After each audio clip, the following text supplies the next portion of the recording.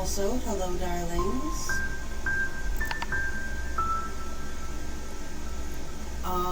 Tonight we have something a bit special planned and definitely out of my norm. Uh, as it's taking its sweet ass time loading up. I know I'm about to fix that.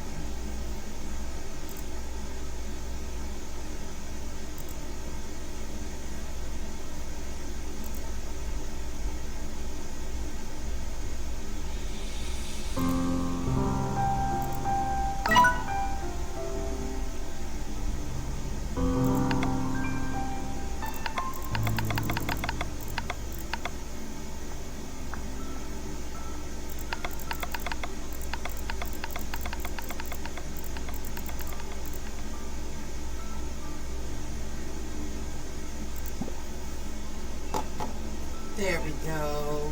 Much better. Is that better, Sarah?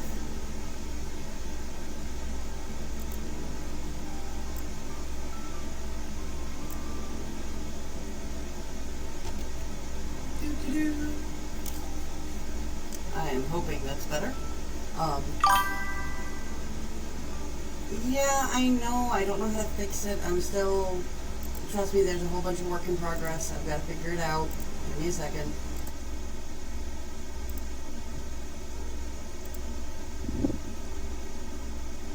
Is that better?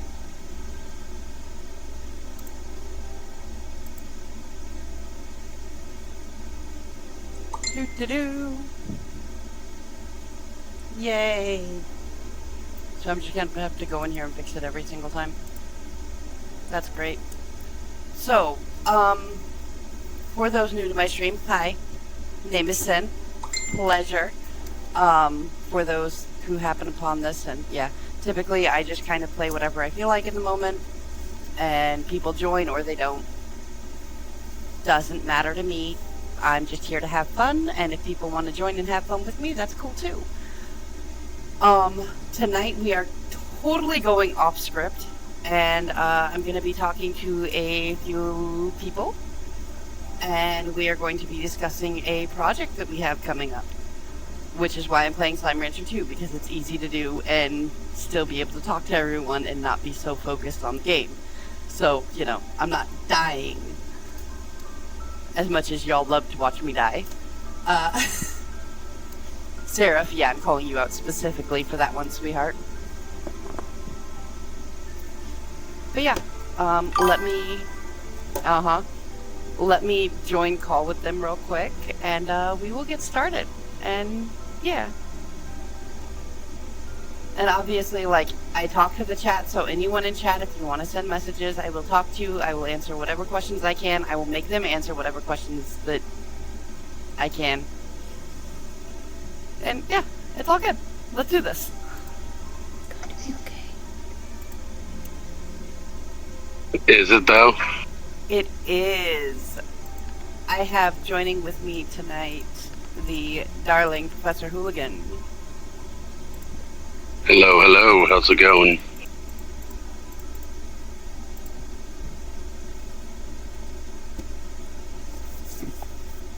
And of course now Seraph decides to be quiet. Up until this point he was messaging in the chat. Anyways, so I kind of gave them the brief overview that we are announcing a project. But yes, nothing about the details of that project. So if you want to kind of fill them in. So we're getting straight into it, huh? Oh, fuck yeah, we are. Why not? Alright. So, the whole project or just the... We'll just get into it. How much ever you are comfortable letting them know at this moment, because it is still in the works. I just want to start this conversation by saying I'm still on the road, almost 20 hours, so if I sound tired and miserable, it's not because I don't want to be here. It's because he's tired and miserable. Yes, exactly. Alright, so, I guess the best way to start would be, our core group of gaming friends, we are trying to put together a podcast team, essentially. Not only to broadcast actual gameplay, but to, creatively work together on projects like our first project that we'll get into now, which is called Crowstead. It was actually... Go ahead. And yes, Seraph, that is Jay.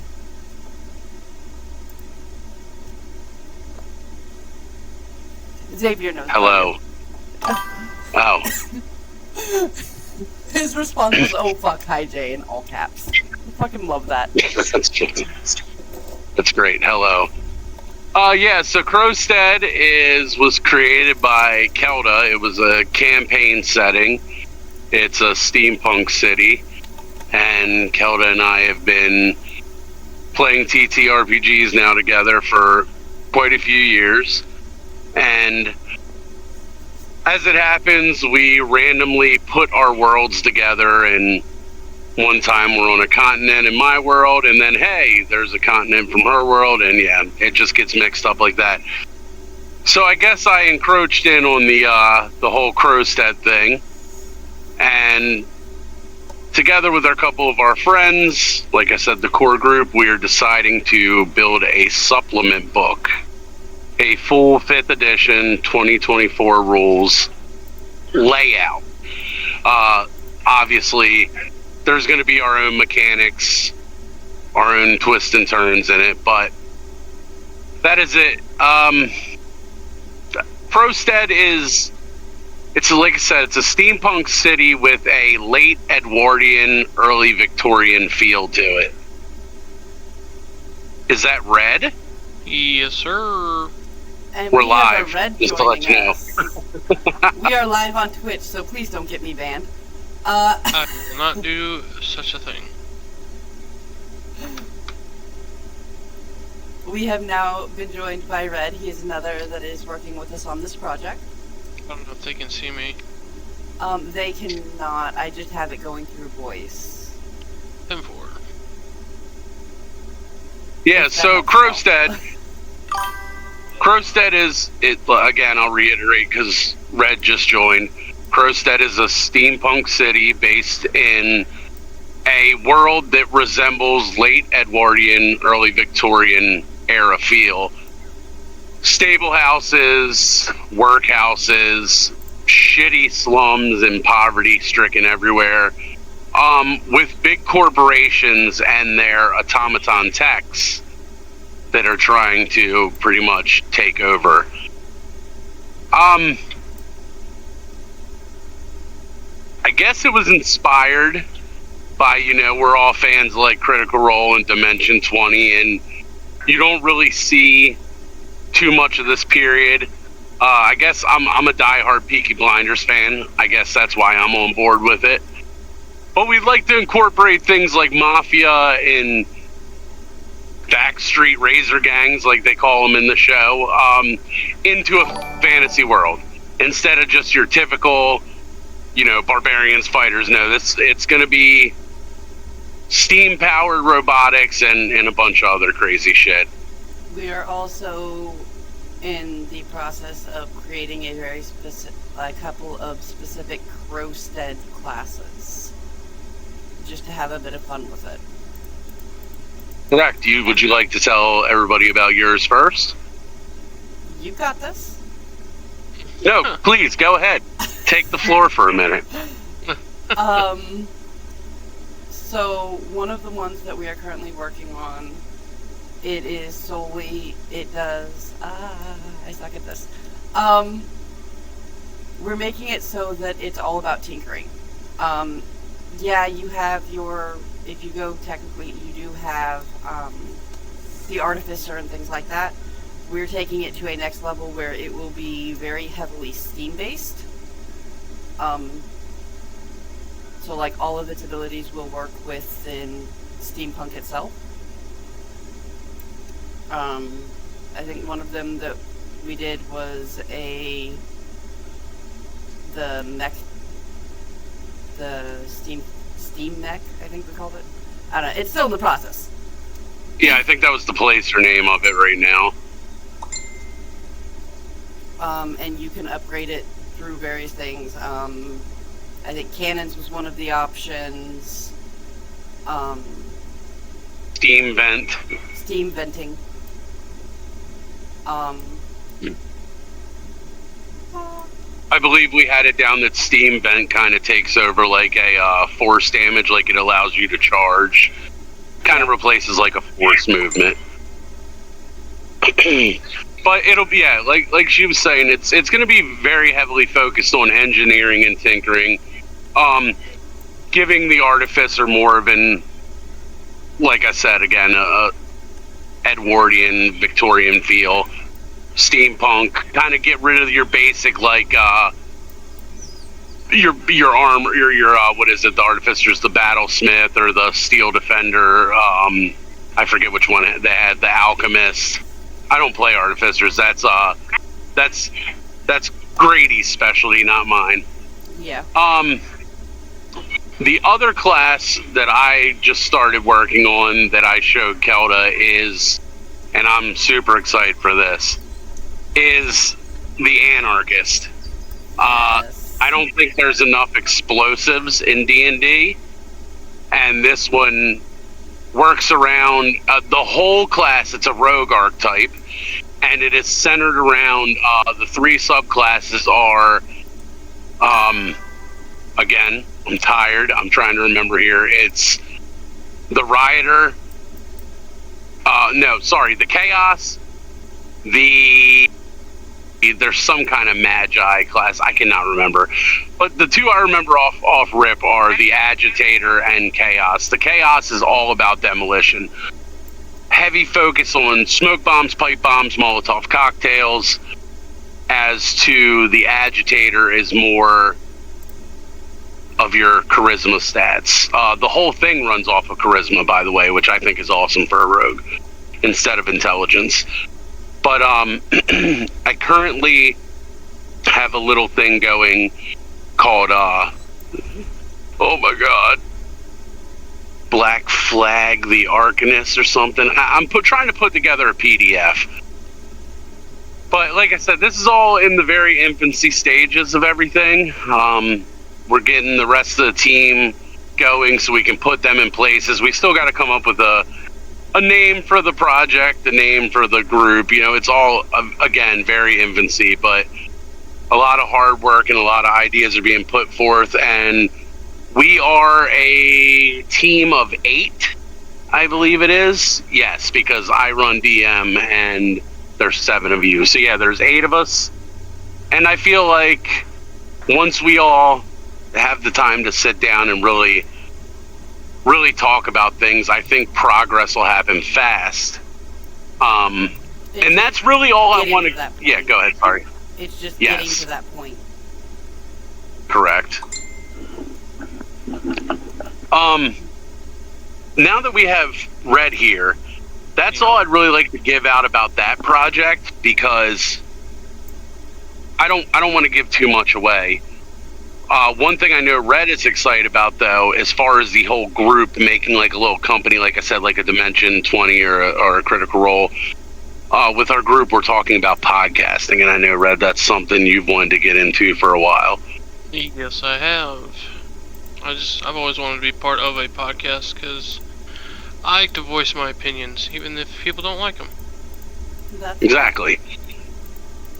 So we're thinking about, like, you know, we might have one night that's geared all towards sorcerers, and it might not be the same mundane things you've heard of, like, oh, well, this is a build, or this is how you optimize it. We might go a different route. We might go with creating new subclasses for things like that. That was one of them, or you know, there might be podcasts on better ways to handle your combat. I know that's one thing our group does. Is the unfortunate forever DM. I allow my players to help me come up with rules. For example, Kelda's partner, messaged me. We were talking about a new way with initiative, using cards. I know people have seen it done, but that's really kind of an old school OSR style, because back in the earlier days of D&D, you rolled a d6 to see which side went first, antagonist or protagonist. But I like the card idea, you know, because you never fucking know, like, who's up next. It drives players to pay attention, you know, because if you know you're fifth in the lineup, you're screwing around doing something else. Let's be honest. When we're not, we would never do such Oh, a thing. 100% we do. I watch you, come son of a on. bitches. I Also- watch you. I watch all of your eyes. Also, to answer your question, Sarah, as for when the fuck I started getting subscriptions, I don't know. I logged in one day and it was like, hey, you're eligible to do this. So I was like, fuck it, let's set it up. I thought Yes, you and were by the doing way- subscriptions right away. I don't think on Twitch that's how it works anymore. No, on Twitch you have to reach certain goals and then it'll open things up for you. I think I'm working on my path to becoming an affiliate, but yeah, I logged in one day and it was like, hey, you can set up your stuff and allow people to subscribe to you, and I'm like, I don't know who would, but fuck it, let's do it. That's another thing. Feel free to ask questions if you're in the chat, because I'm tired as hell. I know Red's tired. Kelda's a ball of energy, so she's a freak. So she doesn't count, even though it's her show. Sorry. Certifiable.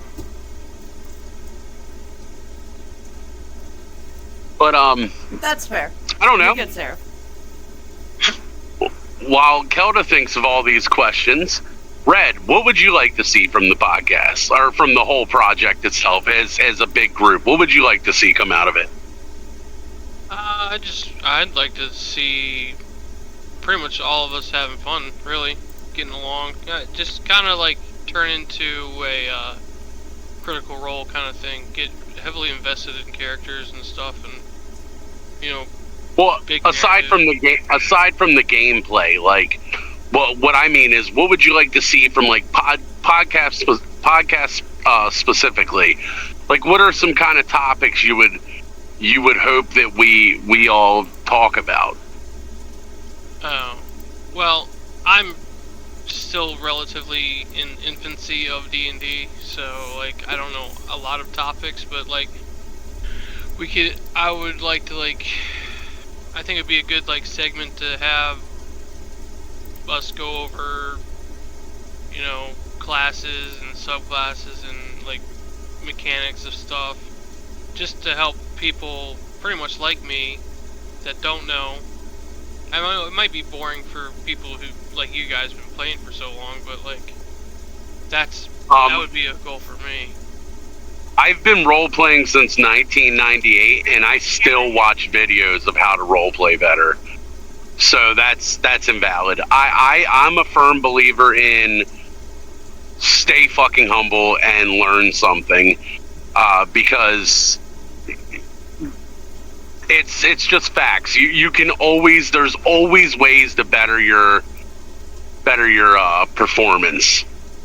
Oh yeah, I mean everybody, you learn, you know what they say, you learn something new every day, so. Yeah, so I mean, I understand you're still pretty new to the D&D game, but I don't think people would get bored by a video like that, or audio podcasts like that. I know an episode I would love to do is focusing on downtime and how to actually run downtime. Right. To me, What do you mean? What do you mean by like downtime? Like while you're not playing the game, or? No, so downtime So- in game. Go ahead. Oh, okay. So typically in games, if you're not constantly fucking doing shit, you get this wonderful thing called downtime, where you can do things and learn skills and have fun. So originally, I know I go back, I'm showing my age here, but in the older editions, specifically OD&D and BX, they originally came from Men of Magic and, I'm a total piece of shit for not remembering Arneson's game. Dave Arneson had oh my God, Kelda, hit your Google. What was the name of Arneson's game?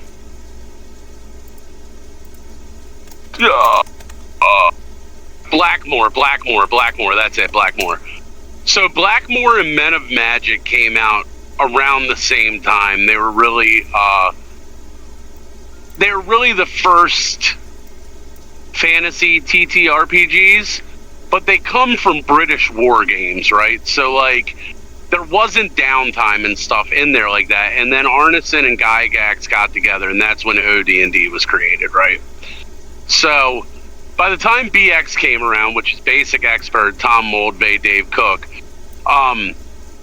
downtime was used heavily. So, for example, if you run a dungeon, right? So I know a lot of people now, and I'm guilty of it as well. You go through a dungeon, you give loot, you tell the fucking players what the loot is. You're like, oh, you got a ring of protection. It didn't work like that in older versions. In older versions, you would have to get a sage, and it would take time for that sage to find that information. It took gold and it took time. Also, you were usually a member of a guild, and you didn't constantly adventure. You would come back from adventure, and time was a real thing. You would have 30, 45 days where you weren't adventuring. So your GM or referee or DM, whatever you want to call it, interchangeably, back then it would have been your referee, would ask you, what did you do in your downtime? Magic users could learn new spells, fighters could learn new styles, yada yada. The list goes on. I would like to see some of that come back, because I know I run downtime poorly. I mean, I try to give you activities like hunting and blacksmithing or whatever, something in the town, shopping, but I will say proper in our last downtime. session, I feel like we did really good with that. I feel like last session for pretty much a roleplay session was great. But like last session we had was definitely more than roleplay, because it was like a mix of everything, and it flowed very well. Like there wasn't a lot of there wasn't a lot of like, you know, quietness, you know, like when we, because there seems to be, I mean, it's just nature of when you're doing a lot of role plays, people just run out of stuff to talk about, you know, or do. But I think we flowed very well with the last session, and so role play, battle, role play, you know. To give a little context, Kelda, do you want to tell them about last session, since it really highlighted your character? Give me 1 second. I will bring that up, and then yes, I will gladly do so. Okay. In the meantime, last session I'll give you a little update. I'll give you a run around of where we are in the campaign now. So each of the players was recognized for their skill, no matter what it was. We have a diverse table. Like I said, we're 7 deep on the player side. But they had an invitation to join the Adventurers Guild, and they all became part of a certain squad. It was kind of the reject squad. There is a magistrate that counsels the king. His name is Miramdal. Secretly, he was known as Miramdal the Gazer, but his proper title is the Fire Gazer. And currently he is working on summoning something. Obviously I can't say because Red and Kelda are here. But they had to visit a quickling that used to be his from... I can't, and I won't. They had to visit Obey, who was a quickling, a fae, which used to be the familiar of Miramdal. That was granted access by the Fae King Queen to stay permanently in the material plane. He's trying to get back. So they had to do a bunch of stuff, and they were supposed to be back to Miramdal's tower to face him in a glorious battle, but they took a side quest to go to a mausoleum And at that mausoleum, they encountered a ghost who sent them on another side quest, which was me as a DM being a piece of shit, giving them as many side quests as I could to keep them away from the main goal, and they took the bait. And now Miramdal has been successful, and they will find out what that means this Wednesday. However, Kelda plays Raven, who is a barbarian from the Shattered Isles, specifically the island Nymeria, which is a jungle island. And some wild shit, hint hint, has happened to her and forced her to do some pretty wicked things, which, again, I'll let her touch on. But And I am back. the kid, yes, so I told them Raven was from Nymeria in the Shattered Isles. She's from the jungle island. And I said that you got yourself into some pretty wild shit and have done some pretty not favorable things. Would you like to get in there and talk about your horrors? Oh god.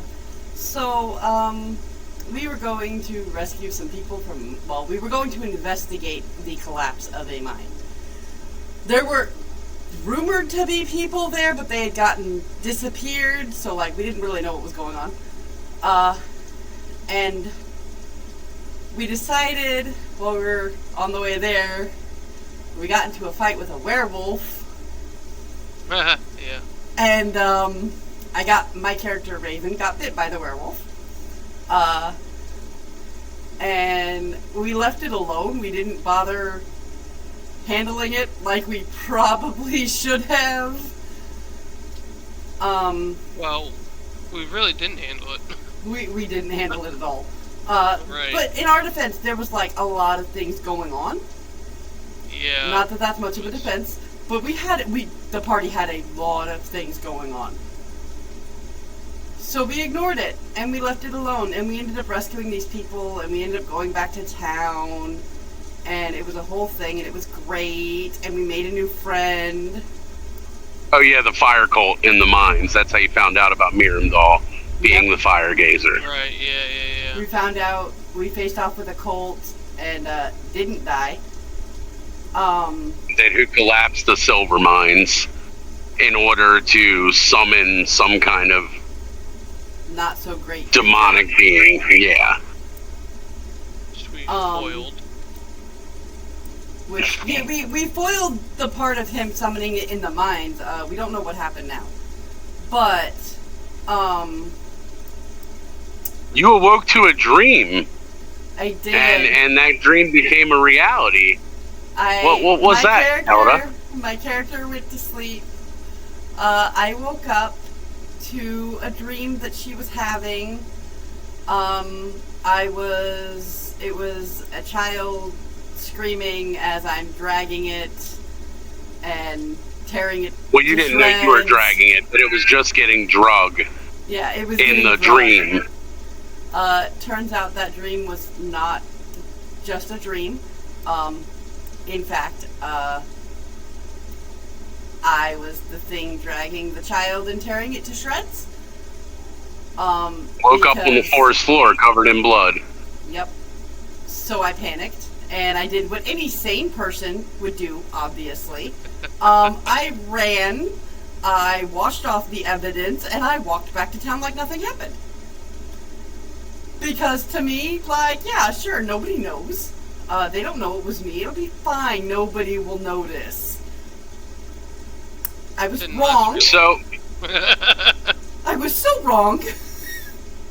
So then you guys go on the side quest and you wind up at the one island of the Shattered Isles, Loudwater, Yep. where you were heading to the Black Stone, you found out, mausoleum. Red, do you want to chime in what happened on that island with the orcs and what your character, Dakoth, the Dragonborn Ranger, discovered? Well, we ran across some not so nice orcs that I'm not extremely happy with. They were hunting something, and we didn't really know at first. And then, I guess I preface this with, I'm a Dragonborn character. So, in the cave, I see blue glowing eyes, and it's actually in pain, and reaching out for help, and it comes out a little bit, and I notice it's a drake. So, I, being a Dragonborn, knowing what's going on now as they're hunting this drake, I proceed to fire an arrow at one of the orcs, nail him, and then we start the fight. I would like to And say, then- up until him firing, we were trying to make deals with this people so we could break bread with them and become friends with them. Yeah, my anger kind of took over, because don't really particularly care for, dragons being tortured or hunted. Which completely And- understandable.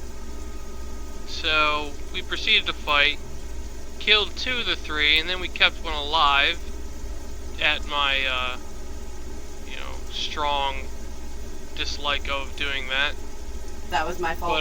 But, That would be Lokara, cleric of the Terrorborn clan. I really wanted to make her a friend. We will get into what we use to do downtime here in a minute, but yeah, I guess that's a perfect transitioning point. So, Kelda's character Raven back at camp, they free the orc cleric on the grounds that she will aid them in going back to the capital city of Southport to face Miramdal.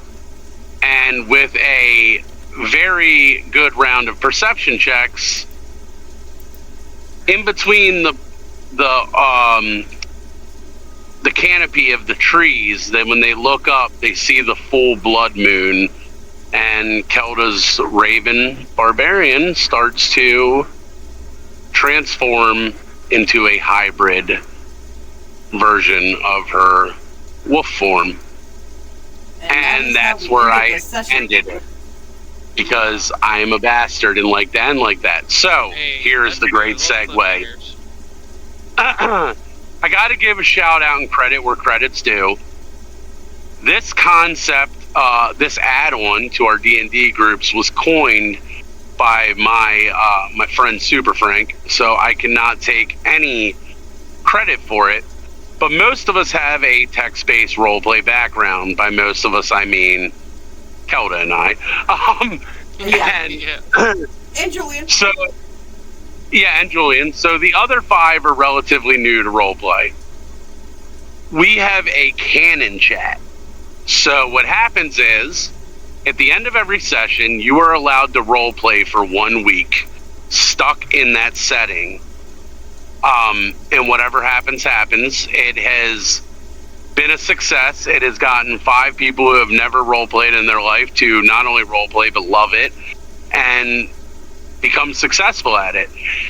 It also gives me, so like this week, I have Lokara to roleplay, or Lokara, tomato, whatever. But the orc, I got the damn orc to roleplay. But normally, I just let them go and read it. Now, one thing I can say is a DM. I've been a DM now for 16 years. I literally played for 6 months before I became a DM for the first time for a group of 12. Because obviously I'm a fucking psychopath. But this, I can say for any DMs that are listening or will be listening, this is a good way. I know that being a dungeon master, you sometimes you feel a little deflated. You also feel a little you lack in confidence. Like, are they enjoying this? Am I doing too much? Am I doing too little? Well, when you log off for the night to go to bed and your fucking phone is bling, bling, bling, bling, bling, bling, bling, bling, bling, because people are freaking out posting, and they do it all week long, that is one of the greatest feelings in the world, because you go, got these son of a bitches. I'm stuck in their mind. And that's a good feeling. And I don't say that in cockiness, because as long as I've been DMing, these two can attest. Sometimes I ask my players, hey, what's the mechanic on that again? Like, I'm a good storyteller. I've been a role player for fucking 27 years now, but I am, I'm humble. I'm not perfect, and sometimes I get in my head, and I just want to say that to the DMs out there. This is a good way to really make yourself feel good, because a lot of work goes into DMing, and luckily I got an amazing group that realizes that, and they don't fuck with me too much. They go with the story. They give me a little bit of shit. They like to push my buttons a little bit, but they honestly are the best group I've ever played with, hands down. And again, when you see something like that, I think it's cool. So we can get more into a whole canon chat and thing, at another time. But I suggest it, because if you have hardcore D&D players, like fucking that just would love to play every night, and you throw in a canon chat, they don't need to be writers. They're gonna do it. They're gonna do it because it gives them freedom to fill that void. And it also helps people like me, for instance, who is not good at writing or storytelling. It gives you like a way to flush out how to come up with ideas and write it out well, which I'm obviously still learning, but this is pretty much the first time I've been fully invested in a character outside of, a normal game session, which I give all the credit to the group as well as Joe, being it's such a good story as it has been so far. And I will say, as somebody who has done writing for longer than I like admitting, because I'm not revealing my age, I'm an old bitch, okay? You're young. I'm an old bitch. God, I feel. By the way, he missed my introduction, so he doesn't know this. So he threw my government out there. Yes, my name is Joe, but I go by Professor. Professor Hooligan. How dare you? No, I'm just playing. I don't give a fuck. I got a gas station name. It's like the most common name in the world. Continue, Kelda. But I will say, as somebody who has written a lot and thoroughly enjoys writing, it definitely, having the canon chat makes you feel a lot closer to the other players and to the story as it grows. Definitely. Because at that point, we are so thoroughly invested. Yeah, like I said after the session, I wanted to play the next night. Like, I've been itching. I can't wait. I can't believe we got to wait until freaking Wednesday still. But do we? I mean, it's true. That's always the question with this group. But do we? We have canon chat. But if we were all free on one night, then yeah, we could actually play regardless. Right. Well, we tried that once. Oh, that is true. Oh, speaking of which, I won't use any names, but that person just messaged me tonight. Oh no. Boy. And no, listen. Would you like to hear what they said? Yes. I won't throw names. I won't throw gender. Nothing. They said, "Do you still think I'm selfish because I didn't want to play on an unscheduled night?" And I'm thinking to myself, it wasn't the issue. The issue was calling me at 7 o'clock in the morning. So another disclaimer to all the DMs out there. Don't let that one player ruin your fucking session. This is a friend of mine for about 12 years, and do you know what I did? I kicked him out of the fucking group. It's that simple. And if he wants to take it personal and end a friendship, it is a he. if they want to take it personal and end a friendship, then that's not a friend. D&D is a hobby. Right. It's a way, we're all adults. It's a hobby. Don't let one person ruin a good thing. If they're a real friend, they'll understand they're not a good fit for your campaign. And that's just the truth of it all. I didn't put that out there to be advantageous. I put that out there to give an example. A close friend of mine and I got into an argument because I thought he brought drama to the table, and all the other players were feeling weird about it, so I kicked him out. Yep. I'm not, that you sometimes have to make the hard choice, but let me tell you, the group has thrived since then.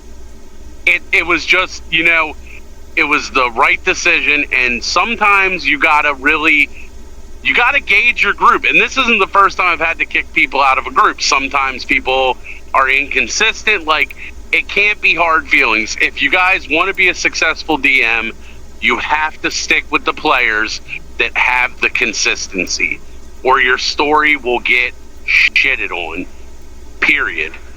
And it is hard. It's hard to do. Maybe that should be a podcast episode. How to deal with drama at the table, because I know everybody has it. I know everybody, and it's such a thing nobody really wants to talk about, but it's like, I feel like it needs to be discussed. It's always one player that ruins a campaign. Yeah, that's unfortunately we have been a part of quite a Rich. bit of We'll call him Rich for the one you're referring to. Right. So Richel, or we'll call him Bitchel. I'm giving very good hints of what the name is. So Snitchel, he would old Litchel guy would come over there, and he's the type of person that would always play a spellcaster and get mad if he couldn't get an attack of opportunities, this and that, was always complaining that the spellcaster had too low of armor classes and that. And it's like, well, first off, I didn't write the fucking rules. And usually with that other group, we played with at least 7 people. So it was always a big group, and it's like, why is this one guy, this one, Yitchel, ruining our group? And, my cousin, who was the DM at the time, had to make the decision to kick out dear Nitchel, We're just really getting in there. Yeah, well, I mean, yeah. Hashtag Mitch is a bitch. Anyways, go ahead. Also, you have to find a group of people that'll vibe with each other, and he's the type of person that, like, it had to be the center of focus and had to steamroll everything. And with usually our groups, we all like everybody to be, equal settings, so it never really vibed well. We don't like giving out the highlight reel. I mean, I know that in our group, Arthur seems to be pretty much a face, but I think he does pretty good at not overstepping. Right, Agreed. right. He's the talker. And he's also playing the spoiled rich kid too, so it kind of fits. He's the talker. We understand he's the talker because that's his character as well. And a lot of us aren't really big talkers in the group, and he's also extremely good at it. So it kind of, it's He not really like is, though. it's not like he's. I know we have a bot in chat, honey. I'm just ignoring it for the moment. I'll block it and delete it here in a second. Speaking of which, does the chat have any questions? I just want to ask that. Sarah, since you're the only one in the chat besides the bot, you got any questions no, for me? I'm in here too. Aw, never mind. You're not the only one. You're gonna ask a question for yourself to answer? So I was wondering, are we playing before Wednesday? Right, Let me answer your question. I think story gets skipped over a lot. I know a lot of groups Not with our group. I'm saying, like, I know a lot of groups I've been in.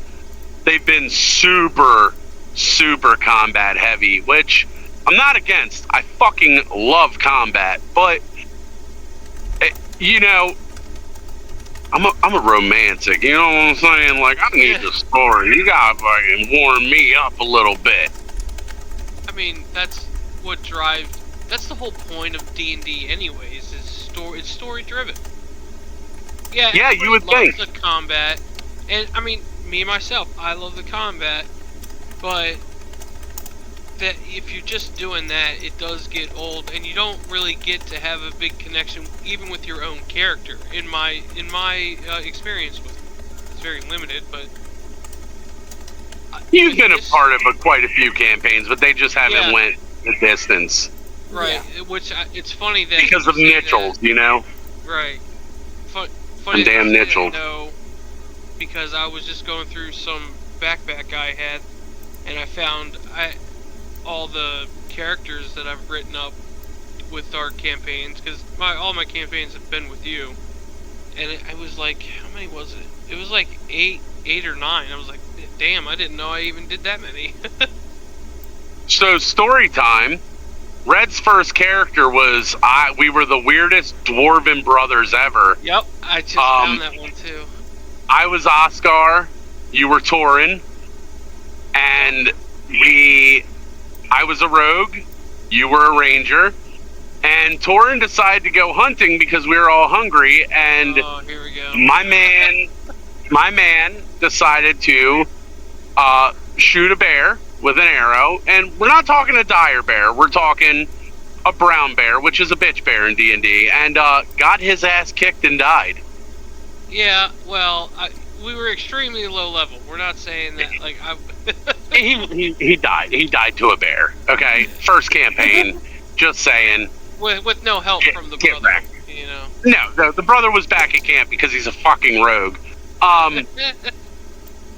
But you know, go hunting, go have fun. I'm good. Right. Hey, you know, that's almost as bad as my first experience. So that was also 3-5.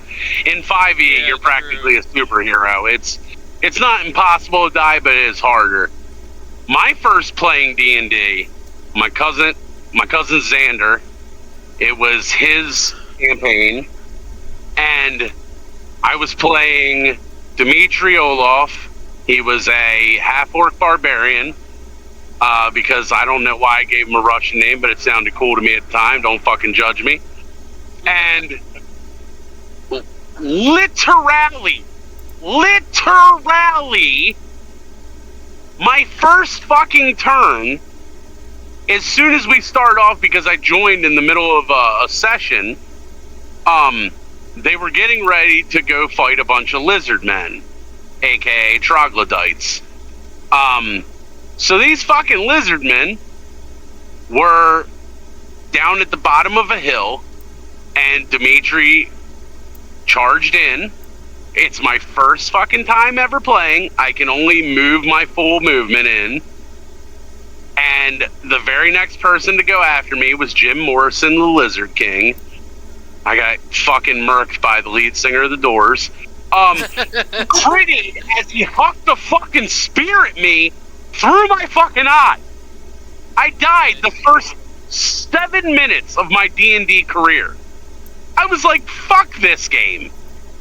I immediately got brought back by our cleric, and I went on to play 16 levels. It was great. But what I'm saying is, fuck, that was terrible. So I get it. Your first time, you get killed on some mundane shit. It was like, what the fuck? Yeah. But it's fun. I love when players get killed. That's fucking horrible to say. But I do. Because it makes them realize there's fucking challenges here. There's challenges here. Right. Treat your character with respect, or the deranged DM is gonna fucking murk you. Let that be known, baby killer. Oh. I'm so sorry. Okay, he wasn't a baby. He was like 12. Clara, He was 12. In my Fucking child defense, killer. Not that there's much of a defense for something like this. But in my defense, clearly, he deserved to die. This is coming from Obviously rolled low. This is coming from the person who the night she this is coming from the person that who the night she got bit sends me a DM and says, "You know, I think I'm gonna roll with this shit." I did too. I got bit and I was just like, "Fuck it." I've never played a werewolf in a D&D campaign before. Like, I want to know what it's like. What was my response? Wow. Yeah. Wow. Okay. For the Trust record, me, the group did give me the option. Like, we found a way to heal me after I killed the child. And they remembered that, like, I was a werewolf because, you know, it became obvious. They, instead of getting healed like I probably should have, like the group gave me the chance to do, I just kind of looked at them and was like, nah, I'm gonna do this. I got this. I can control this. yeah, with a lot of nah, I don't think all of us are too thrilled about it, but You weren't too thrilled about it, but, like, you're still there for my character. We love, well, okay, the cop was there for her. Not so sure how he feels now. well, a lot of his anger has been directed towards other characters in the story now. Hey, so I have a question for you, Red. Yeah, what's that? So Dakoth recently has found a interest in a wood elf, or in a half elf. I mean, Yeah. a half elf. Ashnara. Asha for short. Is she really just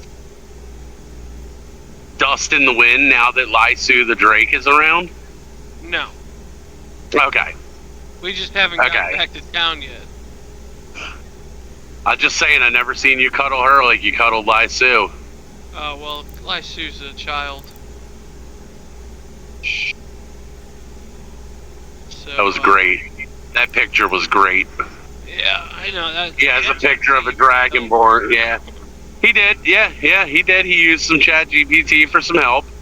We're not drawlers here, but he's got a cute ass picture of a dragonborn ranger holding a little baby, fucking Drake around the campfire. It's funny as shit. It is adorable. Which also, I'd like to say, I'm a published writer. I'm not going to call myself an author. I'm a published writer, and people need to stop bitching about Chat GPT. Now, I'm not saying I would ever use it to write, but like, I can't fucking draw. Right. There's nothing wrong with, for a self-contained D&D campaign, if you want to get inspiration to use that. I'm not saying if I was publishing something, like if this project comes along, I might get an idea from ChatGPT and then pay an artist to actually make it. But for something so contained like this, just a homebrew friend group, use ChatGPT to get inspiration for your character pictures. An image always helps. Mm-hmm. You know, so if you can't draw, if you're like me or Red or the rest of the fucking group, well, Kelda can actually draw. Shout out Kelda, I've seen her drawing. But you know, don't be so anti-AI. You know, I'm an old man. Okay, I was an adult before we had pretty much an adult before fucking internet came into our home, and I think AI's alright. I'm not saying I would never, like I said, I would never use it to write. Maybe like to spell check me or something, because I'm fucking high school dropout. But, you know, like, I would never, you know, don't shun it, because it can be useful to some people. That's all I'm saying. I hear a lot of my writing friends are like, you know, I'm sure you've heard this, Kelda. They shit all over it. And I'm like, you know, it's really good for people that need help. Yeah. And it's really good for people who need inspiration. I wouldn't. I mean, you can't be. We can't be so naive and dishonest with people that like don't go on Google a picture, and use that as a character picture. I mean, no one really has a problem with that. In my defense of the ChatGPT, I believe it actually makes your drawing or whatever of anything more original, because you're still using your words. You're just telling it what to do in the picture. And like, Yeah, and us role players on Facebook have been stealing artists' work for years. Case claims shit, but let's be Now, honest. I will say, AI generating art and then selling it as your own, that I have a Yeah, problem with. That's Shitty. completely different. That I also have a find problem absolute with- bullshit. There is something going on right now. Super Frank was telling me about it. I'll have to pull up our conversation when I'm not driving. But there's a author who actually just got busted and exposed for writing. It was like 75% of their novel with AI. That is, as a writer, I don't support that. Like I said, if you're not familiar with like Grammarly or something, and you want to use ChatGPT or some other source to check your writing, and maybe you use a word over and over too much, and you want to ask it, how better can I word the sentence? Wow, Right. English, fucking English. How can I word this sentence? Yeah, I'm fucking tired. How can I word this better? You know, something like that's okay. It's a fucking tool. It's a resource. Yeah.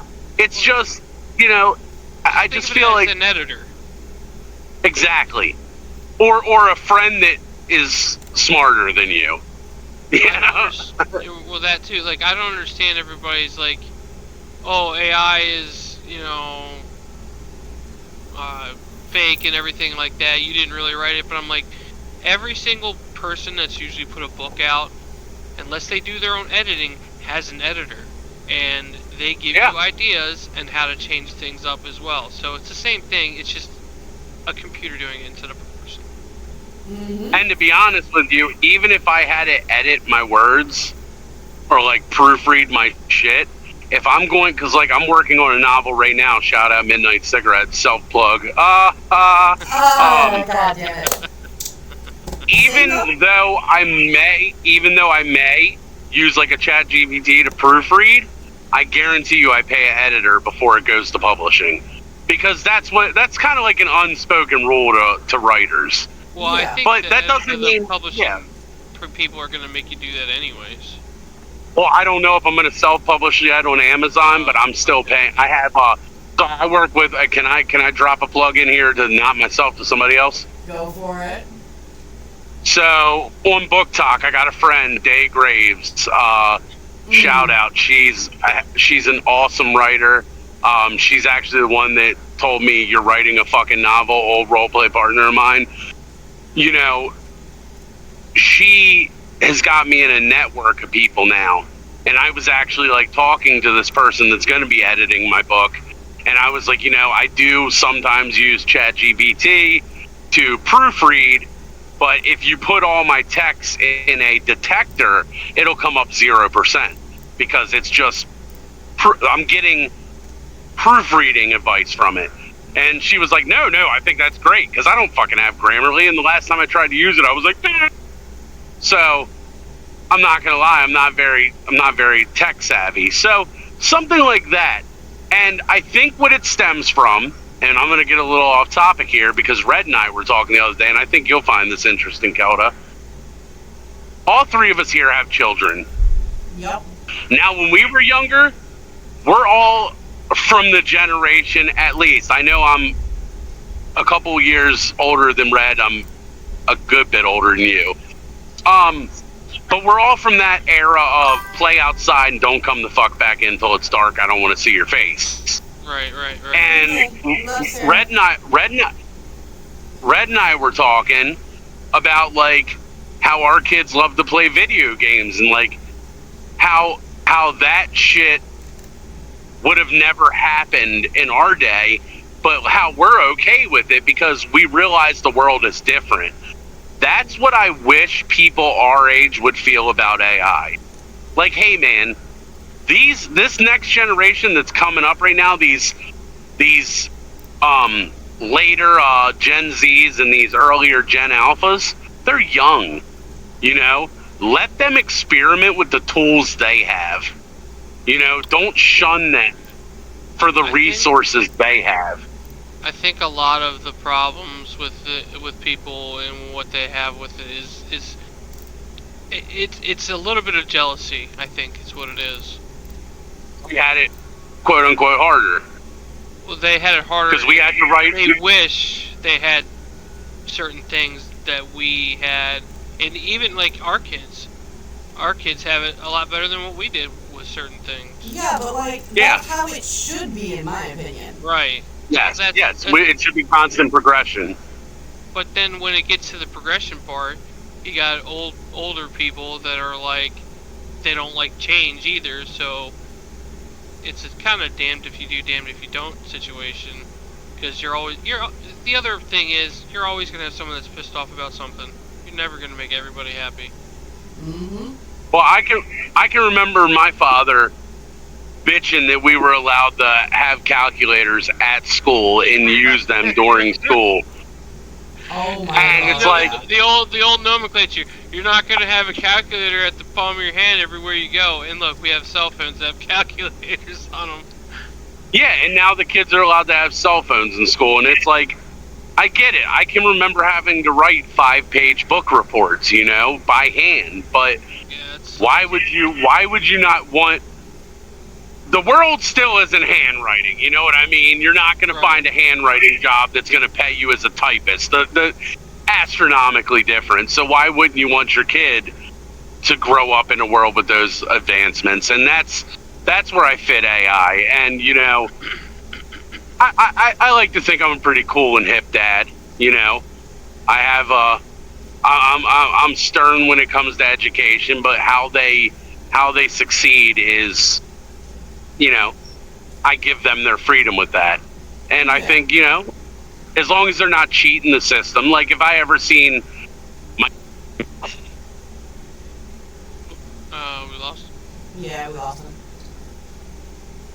I am with Jay on that though, like, as long as my kids don't cheat the system, like, I ever catch them doing some shady shit or like using AI bots to cheat on their stuff. Do their work, yeah.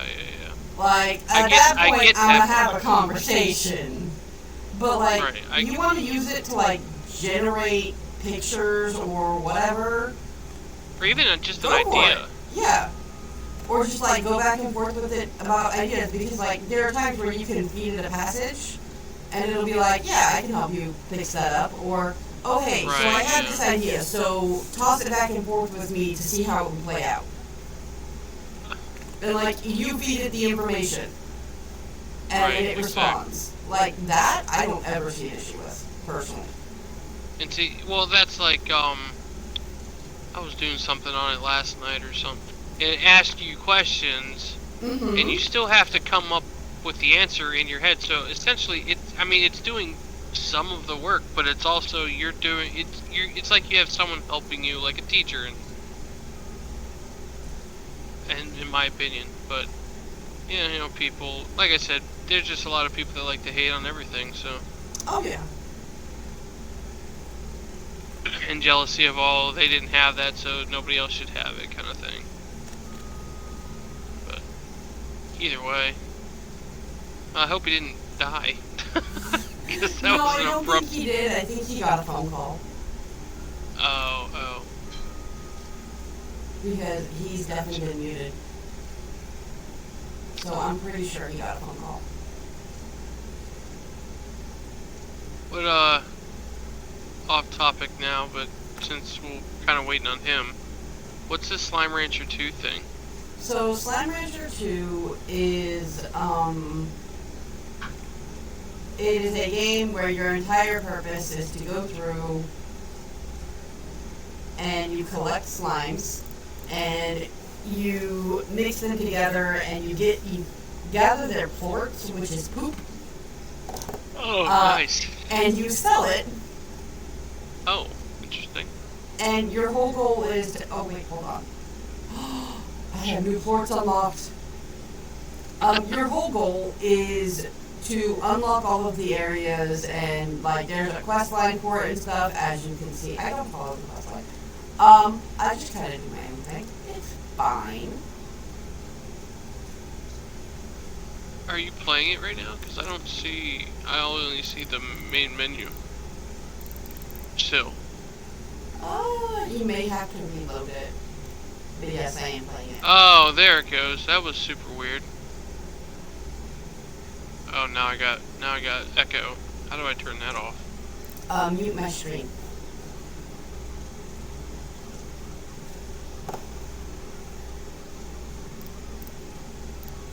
There we go. Phew, that was that was trippy. Are those chickens? Yes. So you can have different types of farms and things, and different slimes. There we go. I'm back. Sorry. Welcome back. Different slimes prefer different types of food. There's some. Are you sucking up baby chickens and making bigger chickens? No, I'm sucking up the baby chickens because I'm going to be eating them off of the cliff. Because these are the basic chickens, and I already have enough of those. And they're really easy to get. So I'm going to take the baby chicks, because I can't really use them for anything. And I'm going to come over here, this nice little edge. She's very, very pretty. They'll have a wonderful view as they fall into the water and die. Your D&D character would actually like this. Be proud. Raven would approve, definitely. Yes, 100%. Raven doesn't approve of killing children. It just happened one time. So That we far. know of. Yeah, that's a good point too. I would like to quote RG Dubs real quick while he's bowling. As he's bowling, I think this would be a proud moment to say, you only killed one kid. And I say to you, a man can build 100 bridges in his lifetime. Sucks one pecker, and he's forever known as a cocksucker, okay? It doesn't matter. It doesn't matter. Oh, You're fair. That's yeah. You missed. Ban incoming! Ban incoming! Yeah, maybe I won't say what I was about to say there. Who joined us? RG Dubs. Speak of the RG devil. Dubs. RG Dubs, welcome to the chat. Just so you are aware, we are live on Twitch, so maybe don't say something that'll get me banned. Otherwise, it is an 18+ stream, so like, all good. Hey, you want to tell everyone about your D&D character? Am I on camera? No, No, but you're you not. are No, on, you're not. You are on voice. You're not on camera, but you are on voice.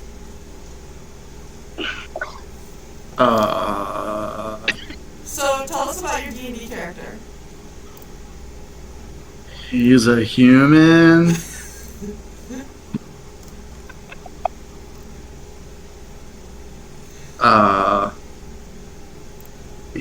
He casts spells sometimes.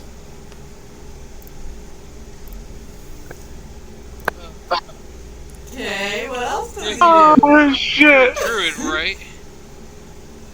What kind of human is he? Like, what's his class? What does he do for fun? The Caucasian kind? What do you mean? What kind of?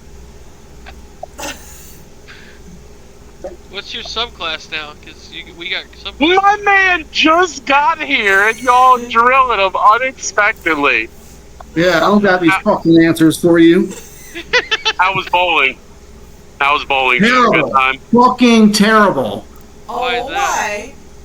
I bowled a 101, a 90, and an 86. Damn, Oh, shit. My son does better than you.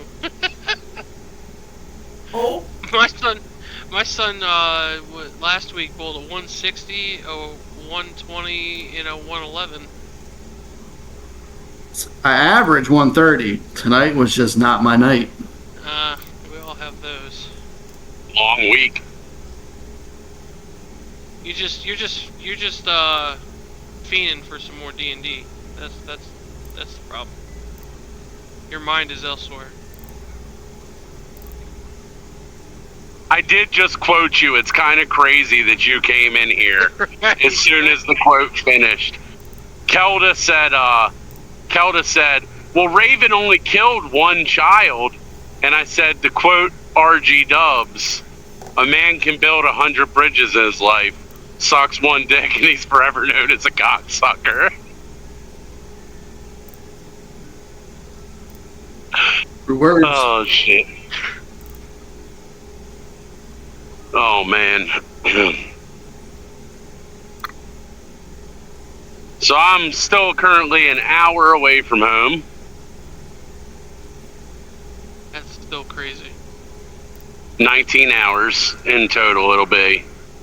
I was going to Does go that mean- to the shop. What's that? Does this mean you have off work tomorrow? Yes. Is that why you did it? So you didn't have to do it tomorrow? Well, the boss, got a call while I was in his office dealing with the trainee that I'm training. And, sorry, I'm trying to keep it vague because we're live. And the customer called from Ocean City and said that they got crazy busy and wanted to know what time I'd be there tomorrow. And he said, well, he coaches soccer, so he won't be there till about supper time. And they're like, oh shit, I don't know if we have enough to stretch it. So they were both like frazzled, thinking of how they could work it out. And I was like, there's an easy way to solve this. And they were both like, what? I was like, I'll just fucking take it right now. And they're like, really? And I was like, yeah. So I got Jay. I took JJ and we went down there and did it. And John bought us supper and treated Jen to supper because she was going to be by herself. And yeah, all cool. So I'm like on 25 hours of overtime this week. I'd have looked right at him and said, I guess your dumbass can go down there tomorrow morning then, huh? See you later. Well, that's actually what he was going to do. He was like, I can handle it. I can do it. And I was like, I was thinking about a paycheck. I was literally just like, you know what? I'm wide awake. I'm still wide awake. Why not? JJ said he wanted to go. I was like, hell yeah, let's ride. So I wasn't forced into it. I did this on my own. I volunteered for this. Well, that's what I figured. I figured that you would have just volunteered to do it so you wouldn't have had to do it tomorrow. Yeah, that was I kind of would like to think- my reasoning. I would really like to think that John wouldn't like mandate that you go down Friday afternoon. No. After being on No. the road all fucking day. 'Cause, Right. Since that's 4 not a a.m.. That's not a DOT violation at all. No. Correct. But right now, I'm not driving a truck. I am driving a van. That's true. He's not driving a word. CDL permitted vehicle, so I guess it. Yeah. It's just a regular shuttle van. Yeah, regular Sprinter. It's a Sprinter van. Yeah. And That's I'm going what's to be not good. honest with you. Having a box truck all the way down to Ocean City would like wear you the fuck out. I feel like. Yeah, do it with damn a that. dump truck. That's No. Actually, I'm not gonna lie. Going to Eastern Shore in a dump truck is heck of a lot better than driving around here. It's all flat. I'm just saying, 2.5 hours on air suspension with an air seat, that's gotta wreck your back. My truck doesn't even have air suspension. It's straight up shocks and leaf, shocks, which leaf springs. I can't remember if mine's got shocks or leaf springs. But yeah, we don't have air ride in our I think he's more so. Yeah, I think he's more so talking about the seat, the air ride Oh. seat. Oh, I put my seat's all the way on the floor. Our 22.5 plus air seats is not good for your posture and back. Yeah. Correct. I don't like having my seat aired up. It's I have it on the floor. You still bounce. What's that? Said Say you if still you- bounce. Yeah, if you got it bottomed out, you're still like bottoming out when you hit bumps. It's actually a little bit better because you.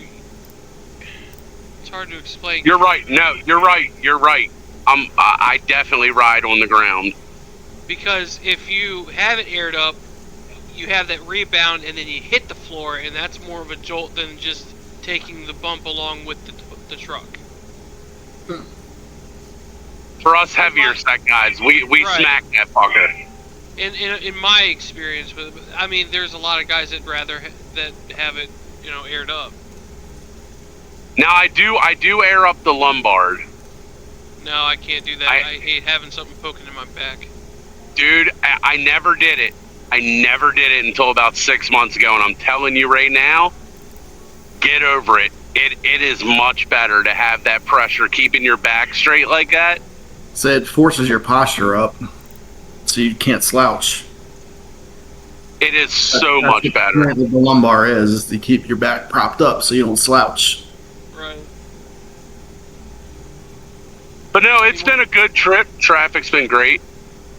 It's a beautiful that's what night I out. was gonna ask you about, like, how was traffic going down? Because it's a Friday going down there at 4 o'clock. It doesn't seem Going down there It's during the September, fucking... bro. Yeah, but there's a huge rock concert down there tonight. Oh, yeah, that's huge, right, like, Bug's there. 25... Yeah. I hit no traffic. Maybe 5 minutes by Christiana. Well, That's you got to crazy. think about it like this: the concert doesn't start until 7 o'clock, so all the traffic's yeah, gonna be, true. like way early. Yup. And that's all the way by the inlet, so I'm on Fenwick side. Oh, okay. I go in and pass Bethany Beach and Rehoboth and all that and go in through Fenwick. And I'm literally only in Ocean City by 3 miles. Yeah, Right. so I see the sign, welcome to Ocean City, and I'm less than 3 miles in. So I don't even get close to the even higher number streets. Which seems like it would be a plus. Yeah, I'll do this every weekend. I don't care. That's hella overtime. That's guaranteed at least 7 hours overtime. Right.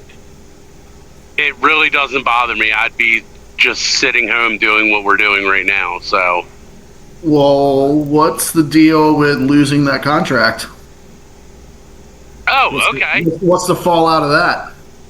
Ready, viewers? Okay, let's give the viewers a little backstory here. So today, We are I've been at my spilling company tea. we're spilling tea. I've been at my company for 5 years.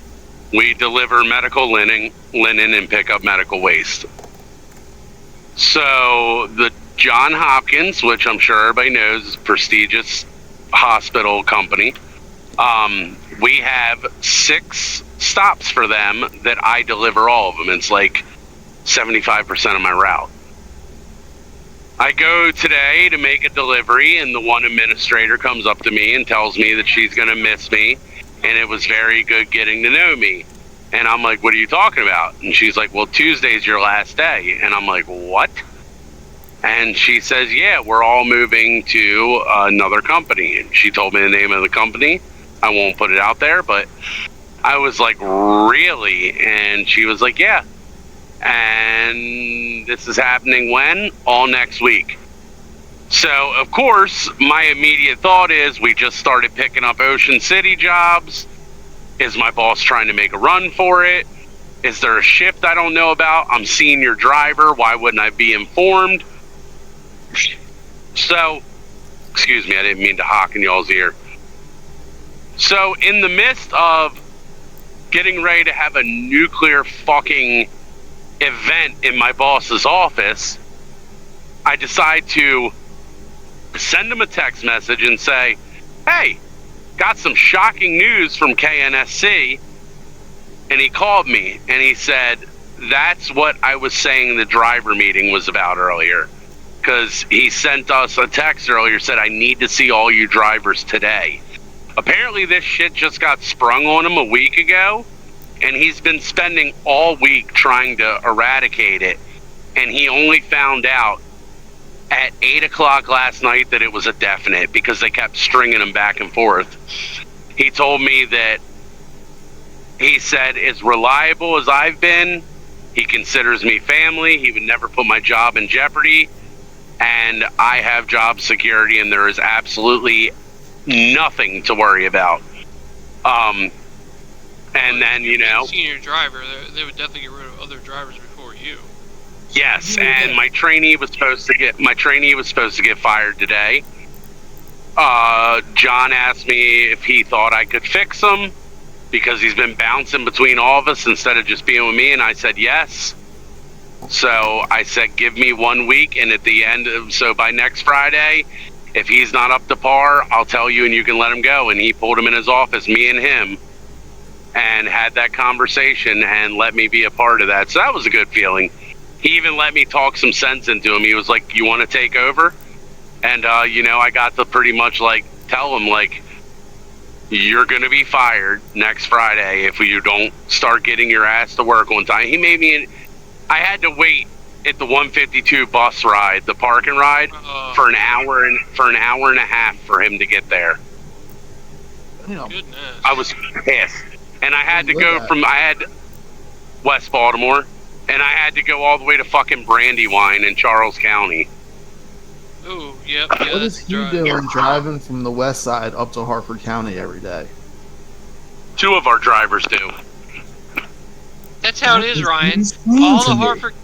All of Harford County goes down south, and all of Baltimore City goes up north. I don't understand that either. That is insane to me. Just commuting Philippe, for anything is insane to me. I know. Philippe, our Spanish driver, he has worked for John for like 10 years, but he's only been driving. He came like 6.5 months after me, but he was a cleaner at the hospice centers that John rents cleaners out to. Well, contracts, not rents. That's so fucking horrible to say. Contracts cleaners out to. He lived in Silver Spring and commuted to Towson, and then when he got hired as a driver, commuted for a year from Silver Spring to Forest Hill. And It's a 2-hour drive just to get to work. We're not even to the fun part yet. His route was fucking Silver Spring. Oh my goodness. Oh yeah, I remember you telling me that before. Yeah. So he did that, and then finally he moved to Aberdeen, and then that's where he's at now. But it's crazy. But you know, everything went good. Like I said, I talked to John for like an hour and a half today. We really got shit straightened out. He told me instead of, this is really good news, he said, you know what? You and Philippe ran that route for a year while Darrell was out after his heart attack. It was almost a year Darrell was gone. He would come in and then be out for months again. And he's like, I think Andrew and Philippe can handle Thursdays, and once Chauncey gets trained, he can jump on there with them. He said, I think in a week or two, we're going to stop doing this Ocean City weekends, and I'm just going to send you there on Thursdays. Take you out of the route and just send you to Ocean City. And I was like, fuck yeah. That'd be dope. That'd be dope as shit. Well, they want a part-timer that'll do that every Saturday. I'd do it. That could be another option. I was gonna say, now you're taking off of Joe's plate, Red. Right. Well, that's why. Well, now, right. Now with him losing something, No, I'm not losing. That's the thing. So I was just informed I get to pick my new route. I got full control over my new route. He said I can. He's like, because I'm redoing everybody's. He's like, I will give you first pick. Well, just let them know that if they need a Saturday guy, hit me up. Definitely would, because we do work on Saturdays too. Anyway, we do the hospice centers. Okay. Yeah. You got my number? No, I don't. Oh, you don't have my number? No, and we're live on air, so I wouldn't provide your number. Well, no, I'm Yeah, not. no. I'm not. Okay. I'll just text you my number then. There you go. I'm not That's gonna put it. using I'm your not brain that. pan. I wasn't gonna. My put it number- right there. My number is 00 titties 69 555. 420 555 555 5555. Who is even listening to our stupid asses? We got It one just other kind of person. depends. There's two other Seraph people. is currently in. Occasionally, I have people jump in and out, but given what time it is, a lot of my people won't do anything until they come back, like later after I've ended, and they'll watch it later when they have time. Which is Well- why I'm always a little It's careful. on them, because we're a bunch of fucking idiots. We have That's fair. we have three other people in the chat or in the chat That right are now. lurking right now. Well, they're watching. They're not in the chat, but yeah. Is that what this? Let's get back to D&D. So, yeah, so... RG Dubs. yeah. RG Dubs. I haven't got to drop the bomb on you yet. But as all of us being fans of, Critical Role and Dimension 20 and shit like that, we're thinking about taking the group, and this was discussed the other night by Red, Julian, Kelda, and I. We were thinking about possibly starting a podcast, not only for gameplay, but to, create classes and this and that, and just fun shit. Overall And then D&D it turned chat. into, overall D&D, and then it turned into, Tara and I have already been working on Crowstead, making Crowstead into a supplement. We haven't done too much yet. She's created a class, and I have a baseline for a class. I do have She's these working I on have a- quite a bit of setting them though, and like how the Yeah. actions work out, things like that. That's kind of where my focus has mainly been. Yeah, she's put me on classes, so I'm working on an anarchist class. Inspired by your fucking antagonizer from Crowstead. Yeah. Except more chaotic. Gunther,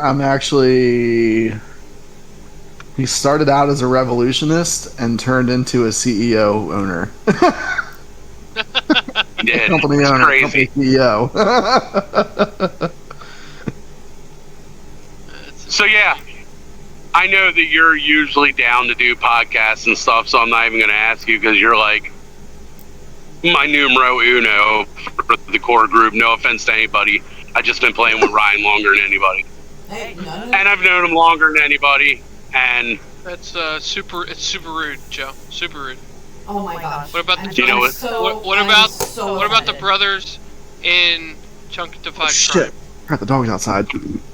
brothers in Chunkified Crime will never Yeah. die. Crime? Damn straight. Listen, I have to hear to you refer to Jared as your best friend all the time, okay? I know. And I deal with it. I I'm like, well, fuck Jared, because I'm his brother. Oh my goodness. So Red and I have worked 100 places together. yeah. Was it 1, 2, 3, Four. 4? Has it only been 4? McDonald's, Redner's, Merchant's Tire, and Jones Kia. Yeah. And now, if I help you guys out when you need help. Hey, Bill. Well, you know what's funny? Me and Jared have worked at See, here we go. one, For the record, I love Jared. 3, 4, 5. We worked at 5 places together now. He's lying. He doesn't. See now, Oh, 6. now I Can't gotta lie, 6. That's see now I gotta somehow one up him. So I've only met Jared a couple times for the viewers, and one time he tried to drink with me and puked off a balcony. But I'm not saying here nor there. You can't fuck with the hooligan. It was fun. Yeah. Jared is kick ass though. Whoa, why the echo? Yeah, that's what I was just wondering. Okay, it seems fixed.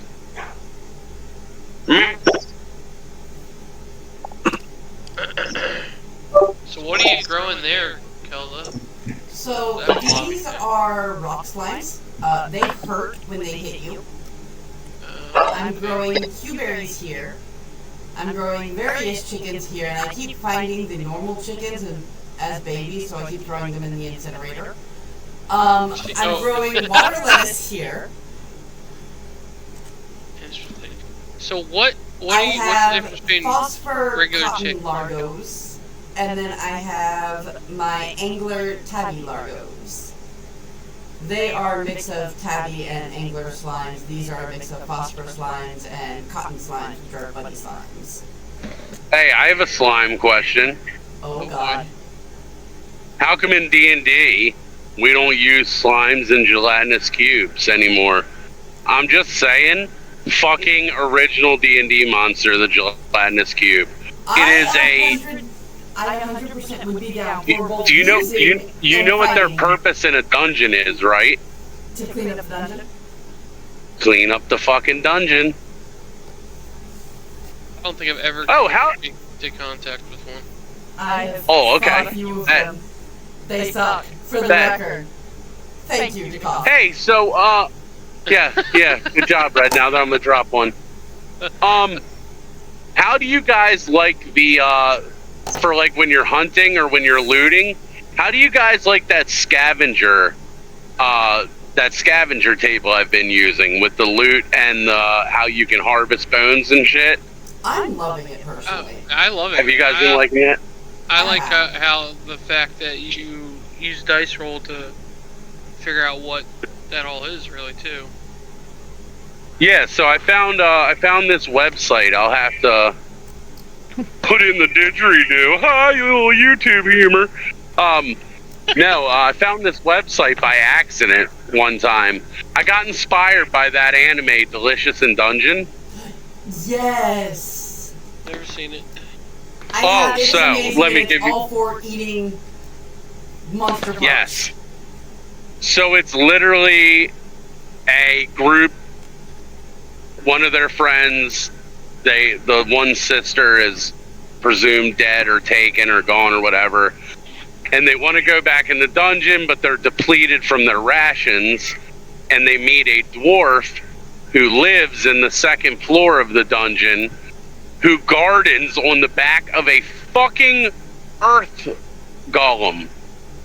Oh, that's That he makes these golems and then farms on them. But he literally explains to them how they don't need to waste space and carrying capacity by taking food into the dungeon, because things in the dungeon are delicious. Hence, Delicious in Dungeon. So every monster they kill, he gives an educational course on a meal to make. what's that on? It is on Netflix. Netflix. Or Crunchyroll. Okay. Yeah. You can find it on both. I'm watching it on Netflix. My Me too. previous nesting partners were actually the ones that introduced me to it. And I honestly, it gives me a lot of ideas for D&D. It is also why I just 100%. kind of started randomly being like, hey, can we just collect things from them? Like, it's fine. I usually like to Collect collect random things pieces. I like to collect things off of things that I've killed as like tokens. I just want to do it for food purposes.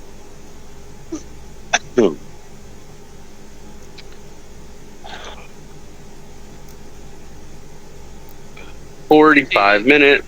Oh, I had a question about Oh, what the difference in the chickens were? podcasts. Oh, never Well, mind. that I'll get back to that. Yeah, I do have a question about that as well. But no, when we get with the podcast stuff, if we do that, are we gonna do it like live Mm-hmm. or okay? That's Yeah. I like live better than not live. 'Cause So, I feel like being a live podcast is like more authentic. Well, live podcast gives you a chat option as well. Well, that too, yeah. What we will probably do, if, depending on how everyone feels about it, is do one that is live,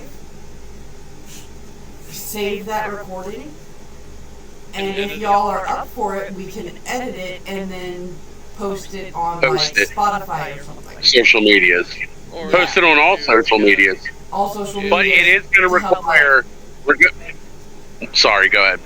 It to kind of help build up interest and get a player, like get a fan base going, and Right. it will require somebody who knows how to do the editing. So I can do minimal editing on computer. I'm not saying I'm all that good, but with Metal from playing role playing in 5M, I've kind of learned how to edit some clips up, clean them up. I'm guessing it's going to be the same with the full video. Yeah. I mean, to be honest, we could just post the whole video. That's what I'm saying. Unedited, unfiltered. Like that can be Yeah. our like just raw. This is Like raw. Rogan Fuck does. that. Yeah, we're not gonna edit. We're not gonna edit shit. Whatever happens, happens. Right, yeah. That's how I like, because then that That can end leaves. up with some interesting moments. Right, and that could be, I mean, it's a double-edged sword with that, but it could end up getting a lot of people, and then it could end up, you know, upsetting a lot of people, but that's the beauty of podcasts. Also, Not every also, podcast if is for anybody's everybody. if everybody's listening in the chat, there will be a Discord made for it. There'll probably be a Facebook page, and I'm guessing some type of YouTube. Because if I'm gonna do this, I'm gonna go all out for it. You know, but I would, like I said, I would really love to do episodes on, like, an episode on downtime, an episode on fucking druids, an episode on everything, like, and not just talking about the class, but how we think you could homebrew to make the class better, or things we do differently than the book. You know what I mean? It doesn't all have to. We don't have to regurgitate material that's already out there. Not that the material out there is bad. I'm just saying it's been done. Too. Exactly. Different archetypes to play to fit a barbarian. You know, that's Right. or anything, a paladin, anything, instead of just like the cliche. Like fun ways you can just kind of mess it up. Yeah. And like I said, with the 8 of us, if we get all hands on deck, you know, that'll be fargan wild. Oh yeah.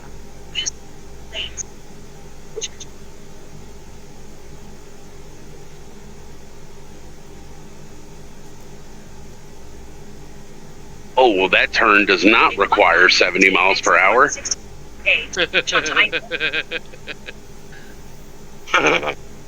I'm getting in familiar territory, so I'm driving like an asshole.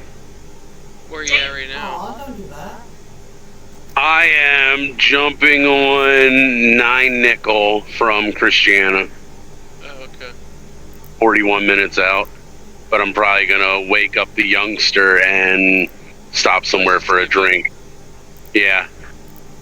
And I'm not going to lie, I'm probably going to cheat my diet and get a Coke Zero because caffeine. Look, He said, look. you ain't gotta be, I ain't gonna judge you. I know. For those of us listening, Red and I are on a diet together. Yeah. And we've pledged honesty with the cheats. Yep. We did good though.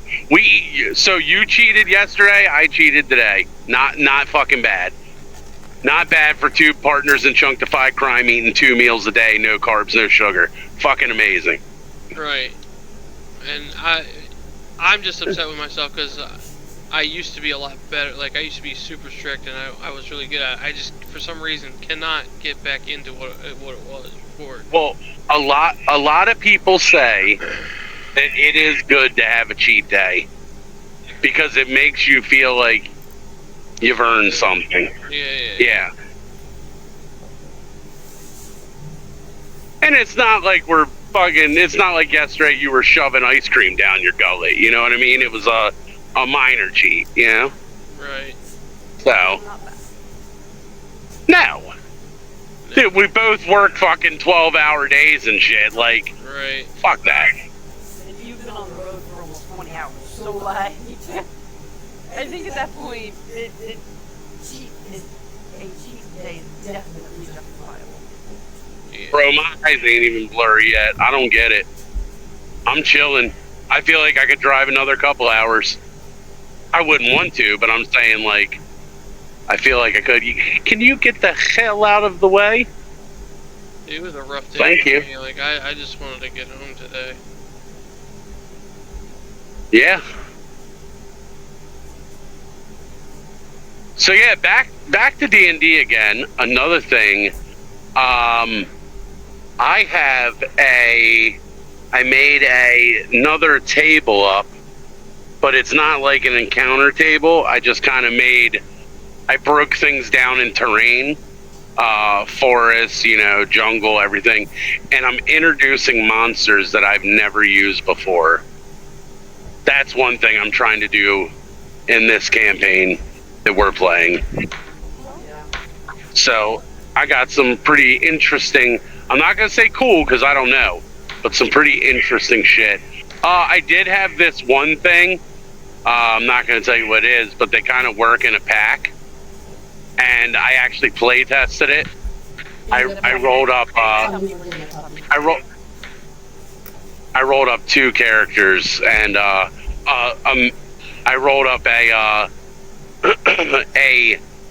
dex-based fighter and a spellcaster, and just kind of paired them together against this pack, just to see how I could, work around shit.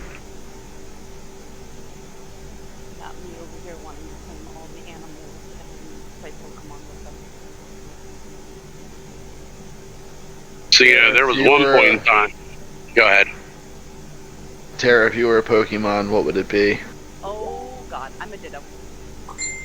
That way I can be A anything I ditto. need. That's A dildo? A Ditto. A dildo? A dildo. I'm fucking 40 years old. I don't know Pokemon.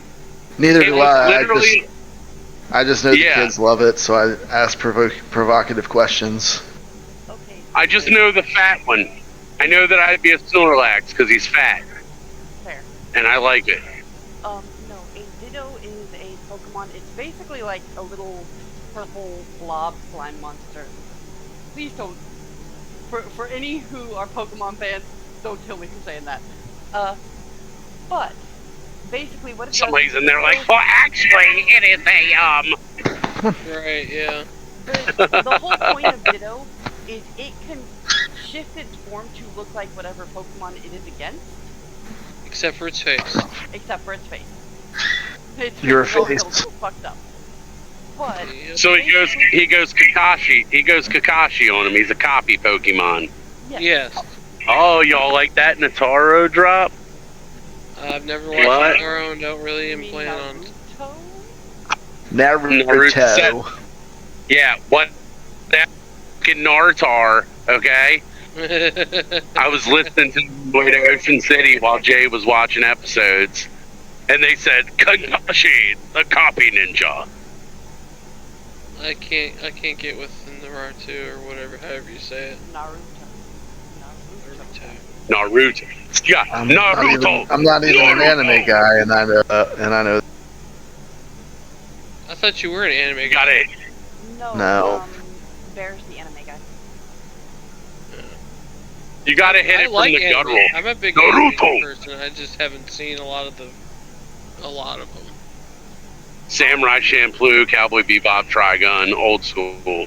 Fuck you, new users. Dragon Ball Z. Inuyasha. Ugh. Ugh.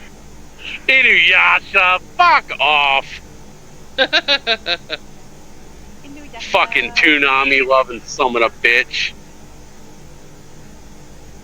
Inuyasha. Every once in a while, adults or what's the one you just said? Toonami. Oh, Toonami. No, Tsunami. Tsunami will play Champloo. It's like once I every love other Champloo. year, but they do it. 26 beautiful episodes.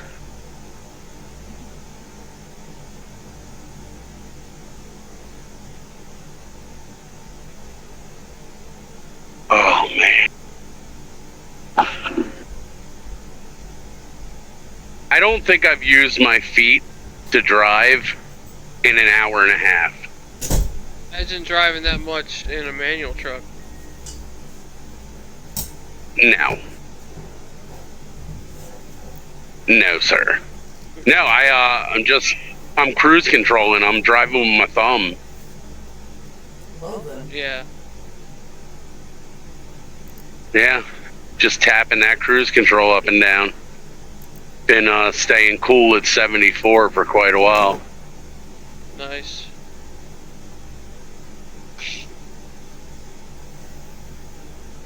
This asshole made me drop down to 56, but we're past that now.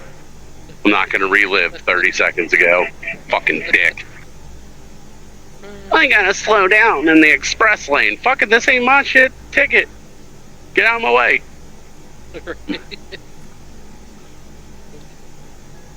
Bitch, I got to go.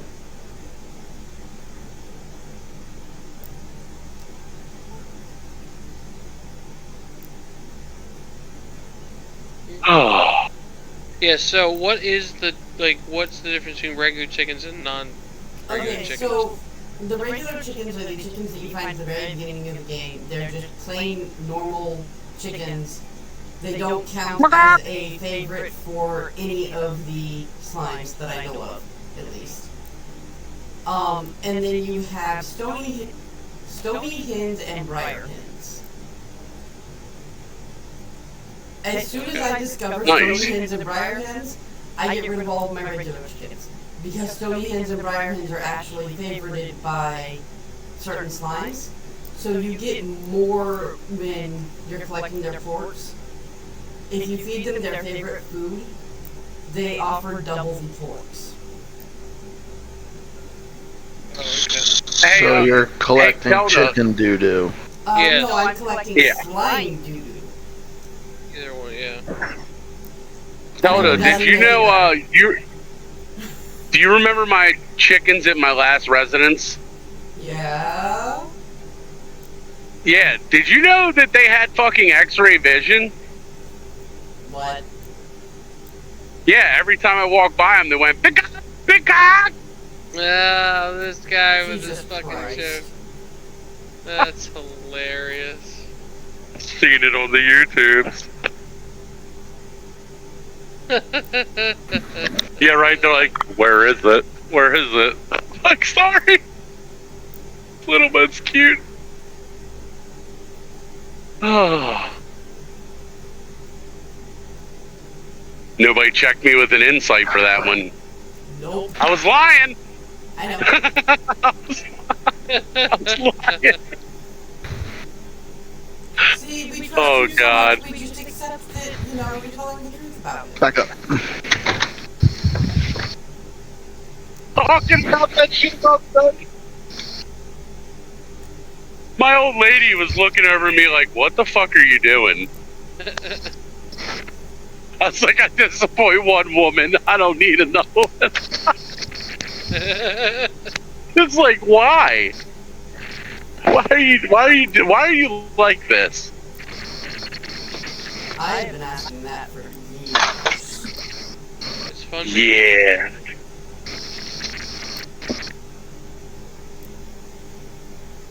To be fair, I asked that about a lot of you guys. And have Well, asked why are that we like this? for years about why are you guys like this. It's a choice. My mom did coke when I was in her belly. I blame her. I was gonna comment, but I'll just leave it alone. I don't know how the chat would have. Yeah. If you're going with what I think you're going with, leave it the fuck alone. Yeah, you know where I'm going with that. Are you talking about my stepdad? No. It has nothing to do with you. Oh. It's current. Oh no, I events. thought you were. Yeah. No, hell no. If it's not fantasy, it doesn't belong in this fucking conversation. Right. I was worried about how the conversation with kids and AI was gonna go. I'd say I was treading so fucking lightly, bro. Oh my god. Bitch, get back here. No. Stupid fucking. You know what? I'm gonna feed you to the cat. I want to tell you something funny that Super Frank asked me the other day, but I can't. I feel like I can't. It's political, but it's fucking hilarious. But you know me, I'm not really political like that. But what he asked me, I was like, what? Am I free to share? You are. Chat, tune in. Am I free to share? This motherfucker calls me on his lunch break. He's like, hey man, random question for you. And I was like, all right. And he goes, if you could go back in time and kill Hitler before he did what he did against the Jewish people, would you? Oh yeah, absolutely. And then he goes, so how can you be mad at Charlie Kirk's killer? I was like, what the fuck, Frank? Wait a minute. That's not even the same thing. Because listen, let me explain. He explained it to me. He said, because we see Hitler as evil, right? Mm-hmm. The Germans did not. When Hitler came into... Well, hold on. Hitler was a war hero. I do not advocate Hitler, Jesus Christ. I'm just saying. Hitler was a war hero to the German people. When he came... the First World War. When he came into power, or before he came into power, he was just an ambassador for bettering his country because Germany was in shambles. Think about that. Yeah. Oh, I know. So you would kill him for wanting to better his country in his own opinion.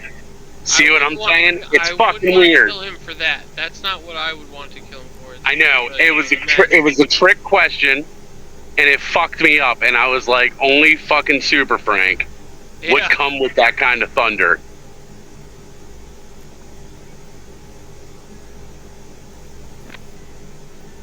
It's been weighing on me. It's been weighing on me. I had to tell somebody. That's not thunder. That's defending Adolf's narcissism and delusion. Yeah. But I mean, you're right. He at first, it was not what it was. It turned into something horrible. And we can't even call it narcissist and delusional. We can say that. But back then, people did not think that about him.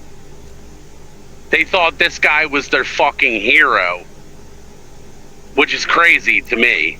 But we're also a lot, I don't know. I guess because we had the history, we know what the outcome was. Right. Because I was like, what the fuck does Hitler have to do with right-wing advocate for the right wing, I guess would be the right word. I don't even know what the fuck he was, really. I like I said, I don't get into politics. He was, I don't know if you... potentially right-winger. He was a right-winger. Yeah, he just advocated for certain things, whatever. Not my issue. I'm not for it or against it. I don't... Super Christian. Yeah. Right-winger. Yeah, I'm just saying his beliefs in or out my ears. I feel bad that the dude died. That's it. I have no political feelings on it.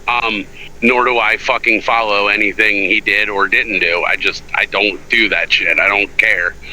It just sucks if somebody got shot for their opinion, I think. But I would say that about a liberal too. It Right. doesn't make a difference what your party is. Dead is dead. It's fucking permanent. But I was like, how the fuck does that relate? Like, I was like, I mean, I get it in some weird philosophical way that he was trying to be with me, but I was like, weird. Weird, right? Weird thing to really say and think about. I don't know. He listens to a lot of, like, philosophical discussions, so I'm sure it's something he heard and it made him deep think.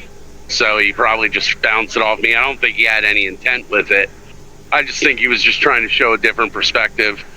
But weird. Very weird.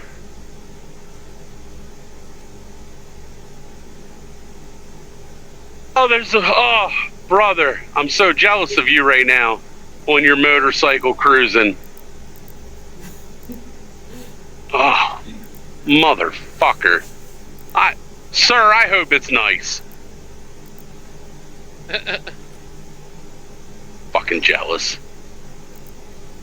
There is nobody on this fucking highway.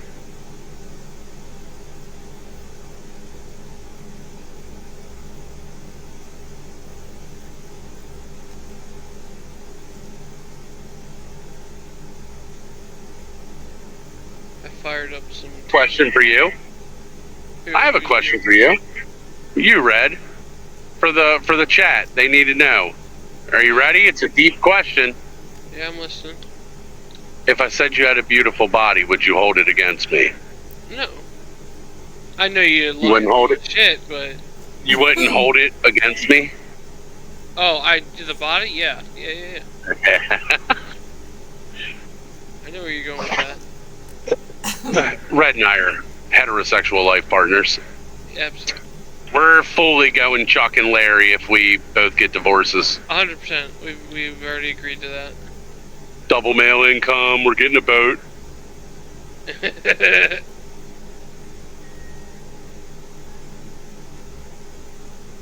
You know what we should name the boat? What's that? He-Man Woman Haters. Remember the little rascals? Yeah. He-Man Woman Haters Club. Or the I Hate Rachel Green Club. What is it? I Hate Rachel Green Club. Oh my god. Have you watched Friends? Not in a very, very long time. No. It was their club. It was Brad Pitt's and Ross Geller's club in high school. Ah. Because Brad Pitt did a cameo on it for a couple episodes. Maybe, I think it might have just been one. No, he was in a couple. It was like a small series he was in, I believe. Okay. I couldn't remember how many. It's been a while. Yeah, it's only been like 25 years. God, how dare you. We watch it every once in a while. Well, more than every once in a Do while. you watch it in order? In order? Yes, yeah. Holy shit. How many seasons did they have? Ooh. 10? That's it? What's Simpsons up to? Simpsons is up to some asshole-ish fucking amount of 45. seasons. Yeah. Jesus. Yeah, a lot. You know what show I missed that I was thinking about recently? What's that? There's two of them, and I think they're both gonna get me hate, but I mean them for just childhood nostalgia. I miss Roseanne, and I miss fucking Married with Children. Oh, Married with Children, dude. Badass show. I was just about to say, Joe, I'm gonna get you a No Ma'am shirt from Married with Children. A what? No Ma'am shirt from Married with Children. The club him and Jefferson were in, and the other neighbors. Yes. No, ma'am. I'm gonna get you one of them shirts because I feel like you would enjoy it. You would appreciate it. I would rock the shit out of that.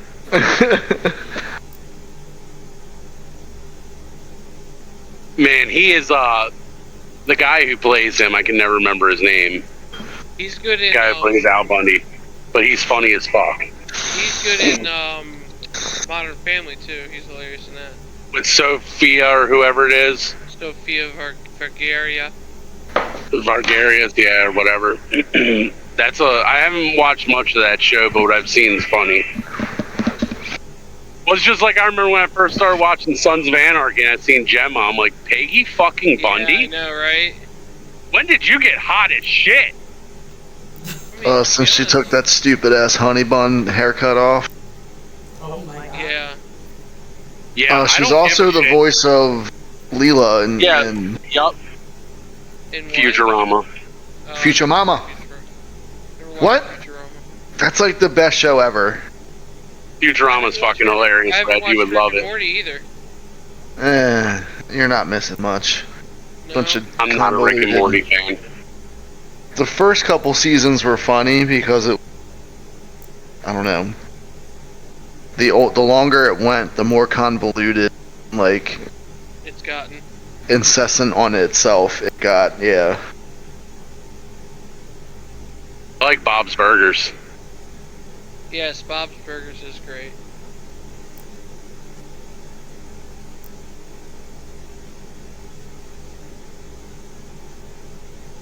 But yeah, I was watching YouTube shorts of Roseanne, and then it turned into Married with Children, but like, holy shit, some of the things that came out of their mouth could never get away with TV anymore. Oh yeah. Well, that's like even like The Office. I didn't watch The Office. I've only Oh, seen Joe. clips of it. Joe, you need to watch The Office. Just like I haven't watched Parks and Rec in full, but I Oh watched my God, that's another good one. I watched everything of Ron Swanson. Yeah, he's hilarious. Parks and Rec is okay, but it's not as good as The Office. No, it's definitely not as good as The Office, but it's still good.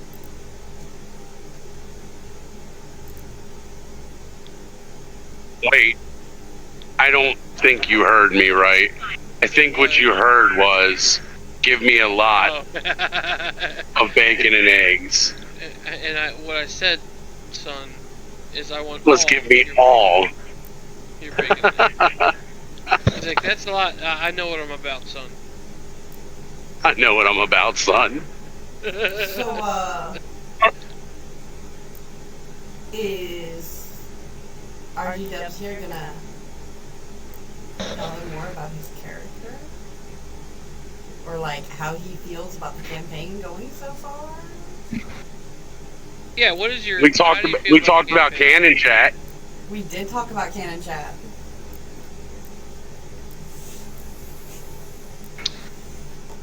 Yeah, my man. Sorry, buddy. He's astonished at the revelation of Lucara, but even still, he's about giving second chances, letting people prove themselves.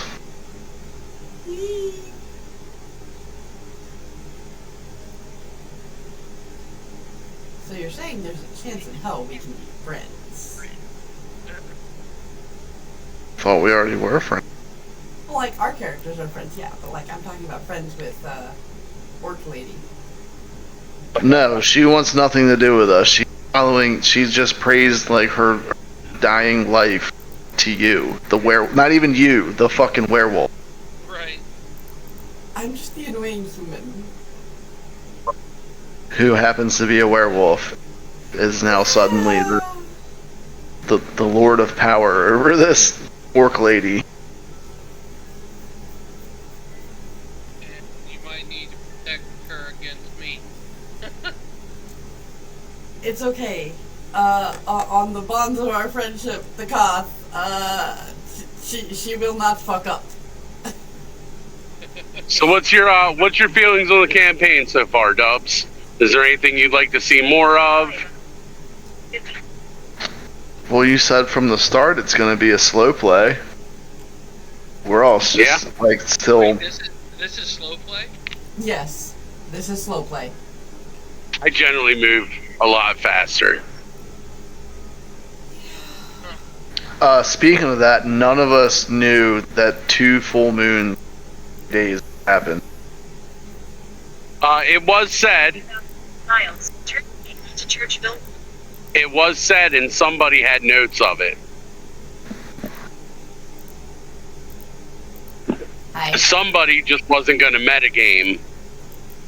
We had other things going on, and it didn't make sense to bring it up in character and be like. So what was said at the initial by Rafolk, by Guildmaster Rafolk, was it was a full moon, and he said that the rare blood moon would be out in 2 days, and that would be when Miramdal would do his ritual. Oh, so it was never about 2 full moons, just blood moon after. A blood moon, yes. After correct. The moon. Mm. Yes. See, none of us put that together. That's why we were like, when she shifted 2 days in, or 2 days later, we were, what? 2 full moons? What the? What? Yeah, no, I never called it a full moon. I just said blood moon. It was the power of the ritual. I can say it here now. The power of Miramdal's ritual being channeled from that moon, and the whole lore of that moon is the reason why she was able to shift so violently and with such a high DC save. Right. Because they do only have 1 full moon a month.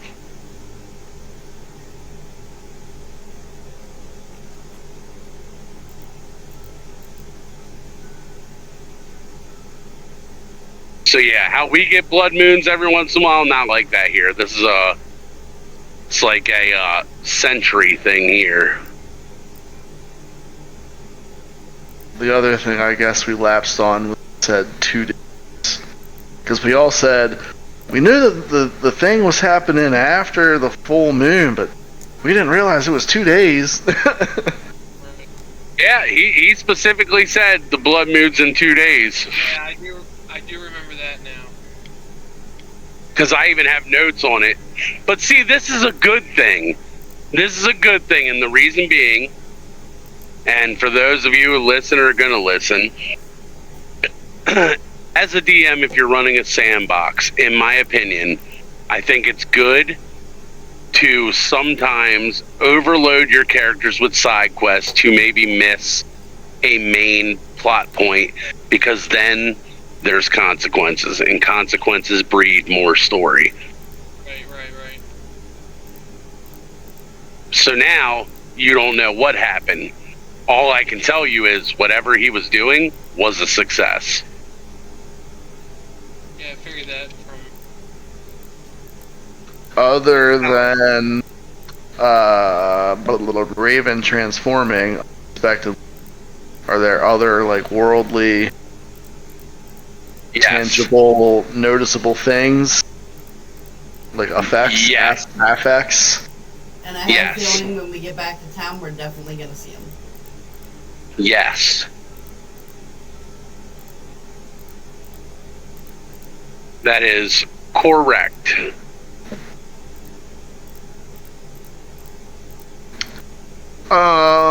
Does Raven have mechanical control to end the werewolf shift? Not yet. Or is there like a mechanical trigger of some sort that does it? Or is it just time? So I have certain things written down that will trigger her. Well, not to trigger a shift into, I mean to end. Like, does she have control to go back to end the condition?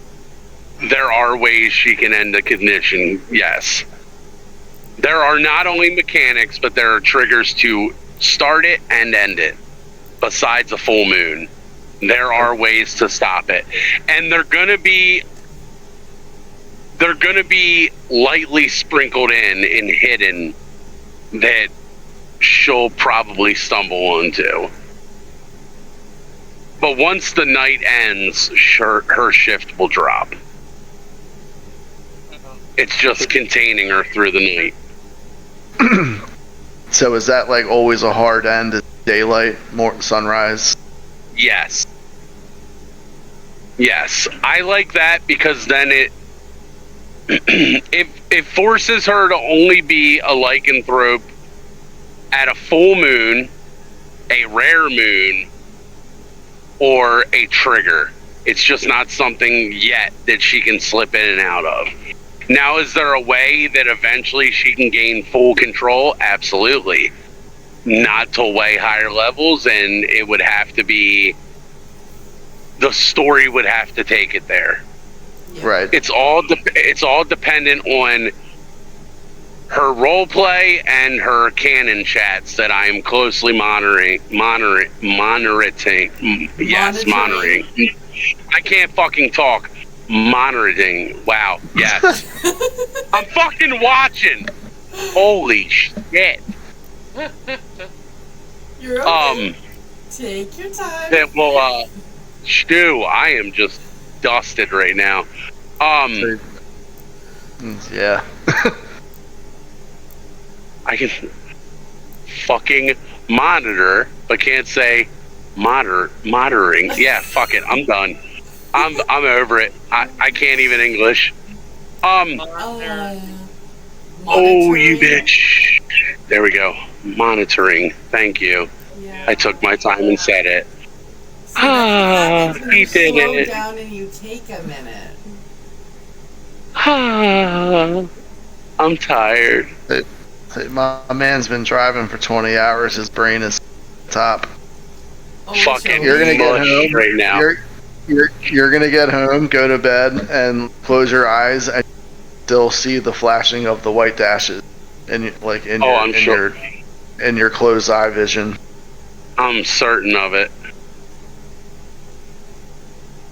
That's what happened the day I drove home from Florida. I woke up at 3 in the morning, stopped at the gas station, didn't stop until I got to my house at like, I don't know what it was. It was like 6:30 or 7 p.m. And like even chilling, watching, there was a ball game on, even watching the ball game, chilling for a couple hours, I still, when I went to bed and closed my eyes, like all I could, just like the flashes of the highway and tail lights, road signs, flips, flashes. But yeah, story triggers are going to be a thing for a lot of characters. Actions that trigger certain things throughout the campaign. It's just one of my homebrew mechanics that I enjoy.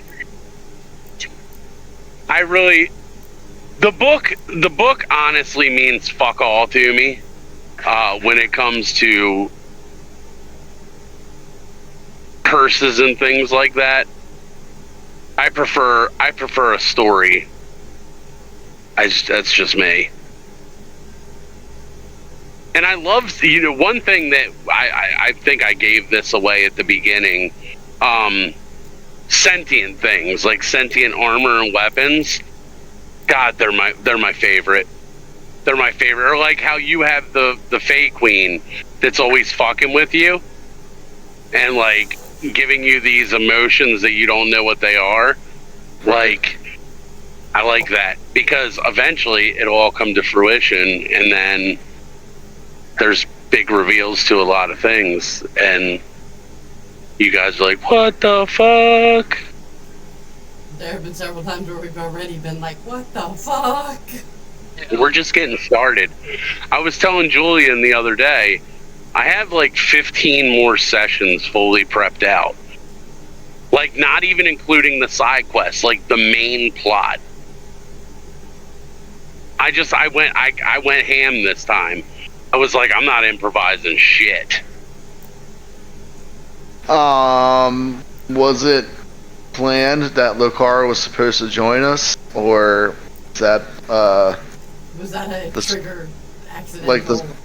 like the story happened to make it like that? Exactly. Like clearly Exactly. they were there so that the ranger could get his companion, but like you planned on us just killing them, right? You didn't plan on us saving one and bringing her back to camp and all that shit. Yep, and now I have got her character sheet started. So all NPCs, not henchmen, all NPCs that you guys use will be a level below you. I'm okay with that.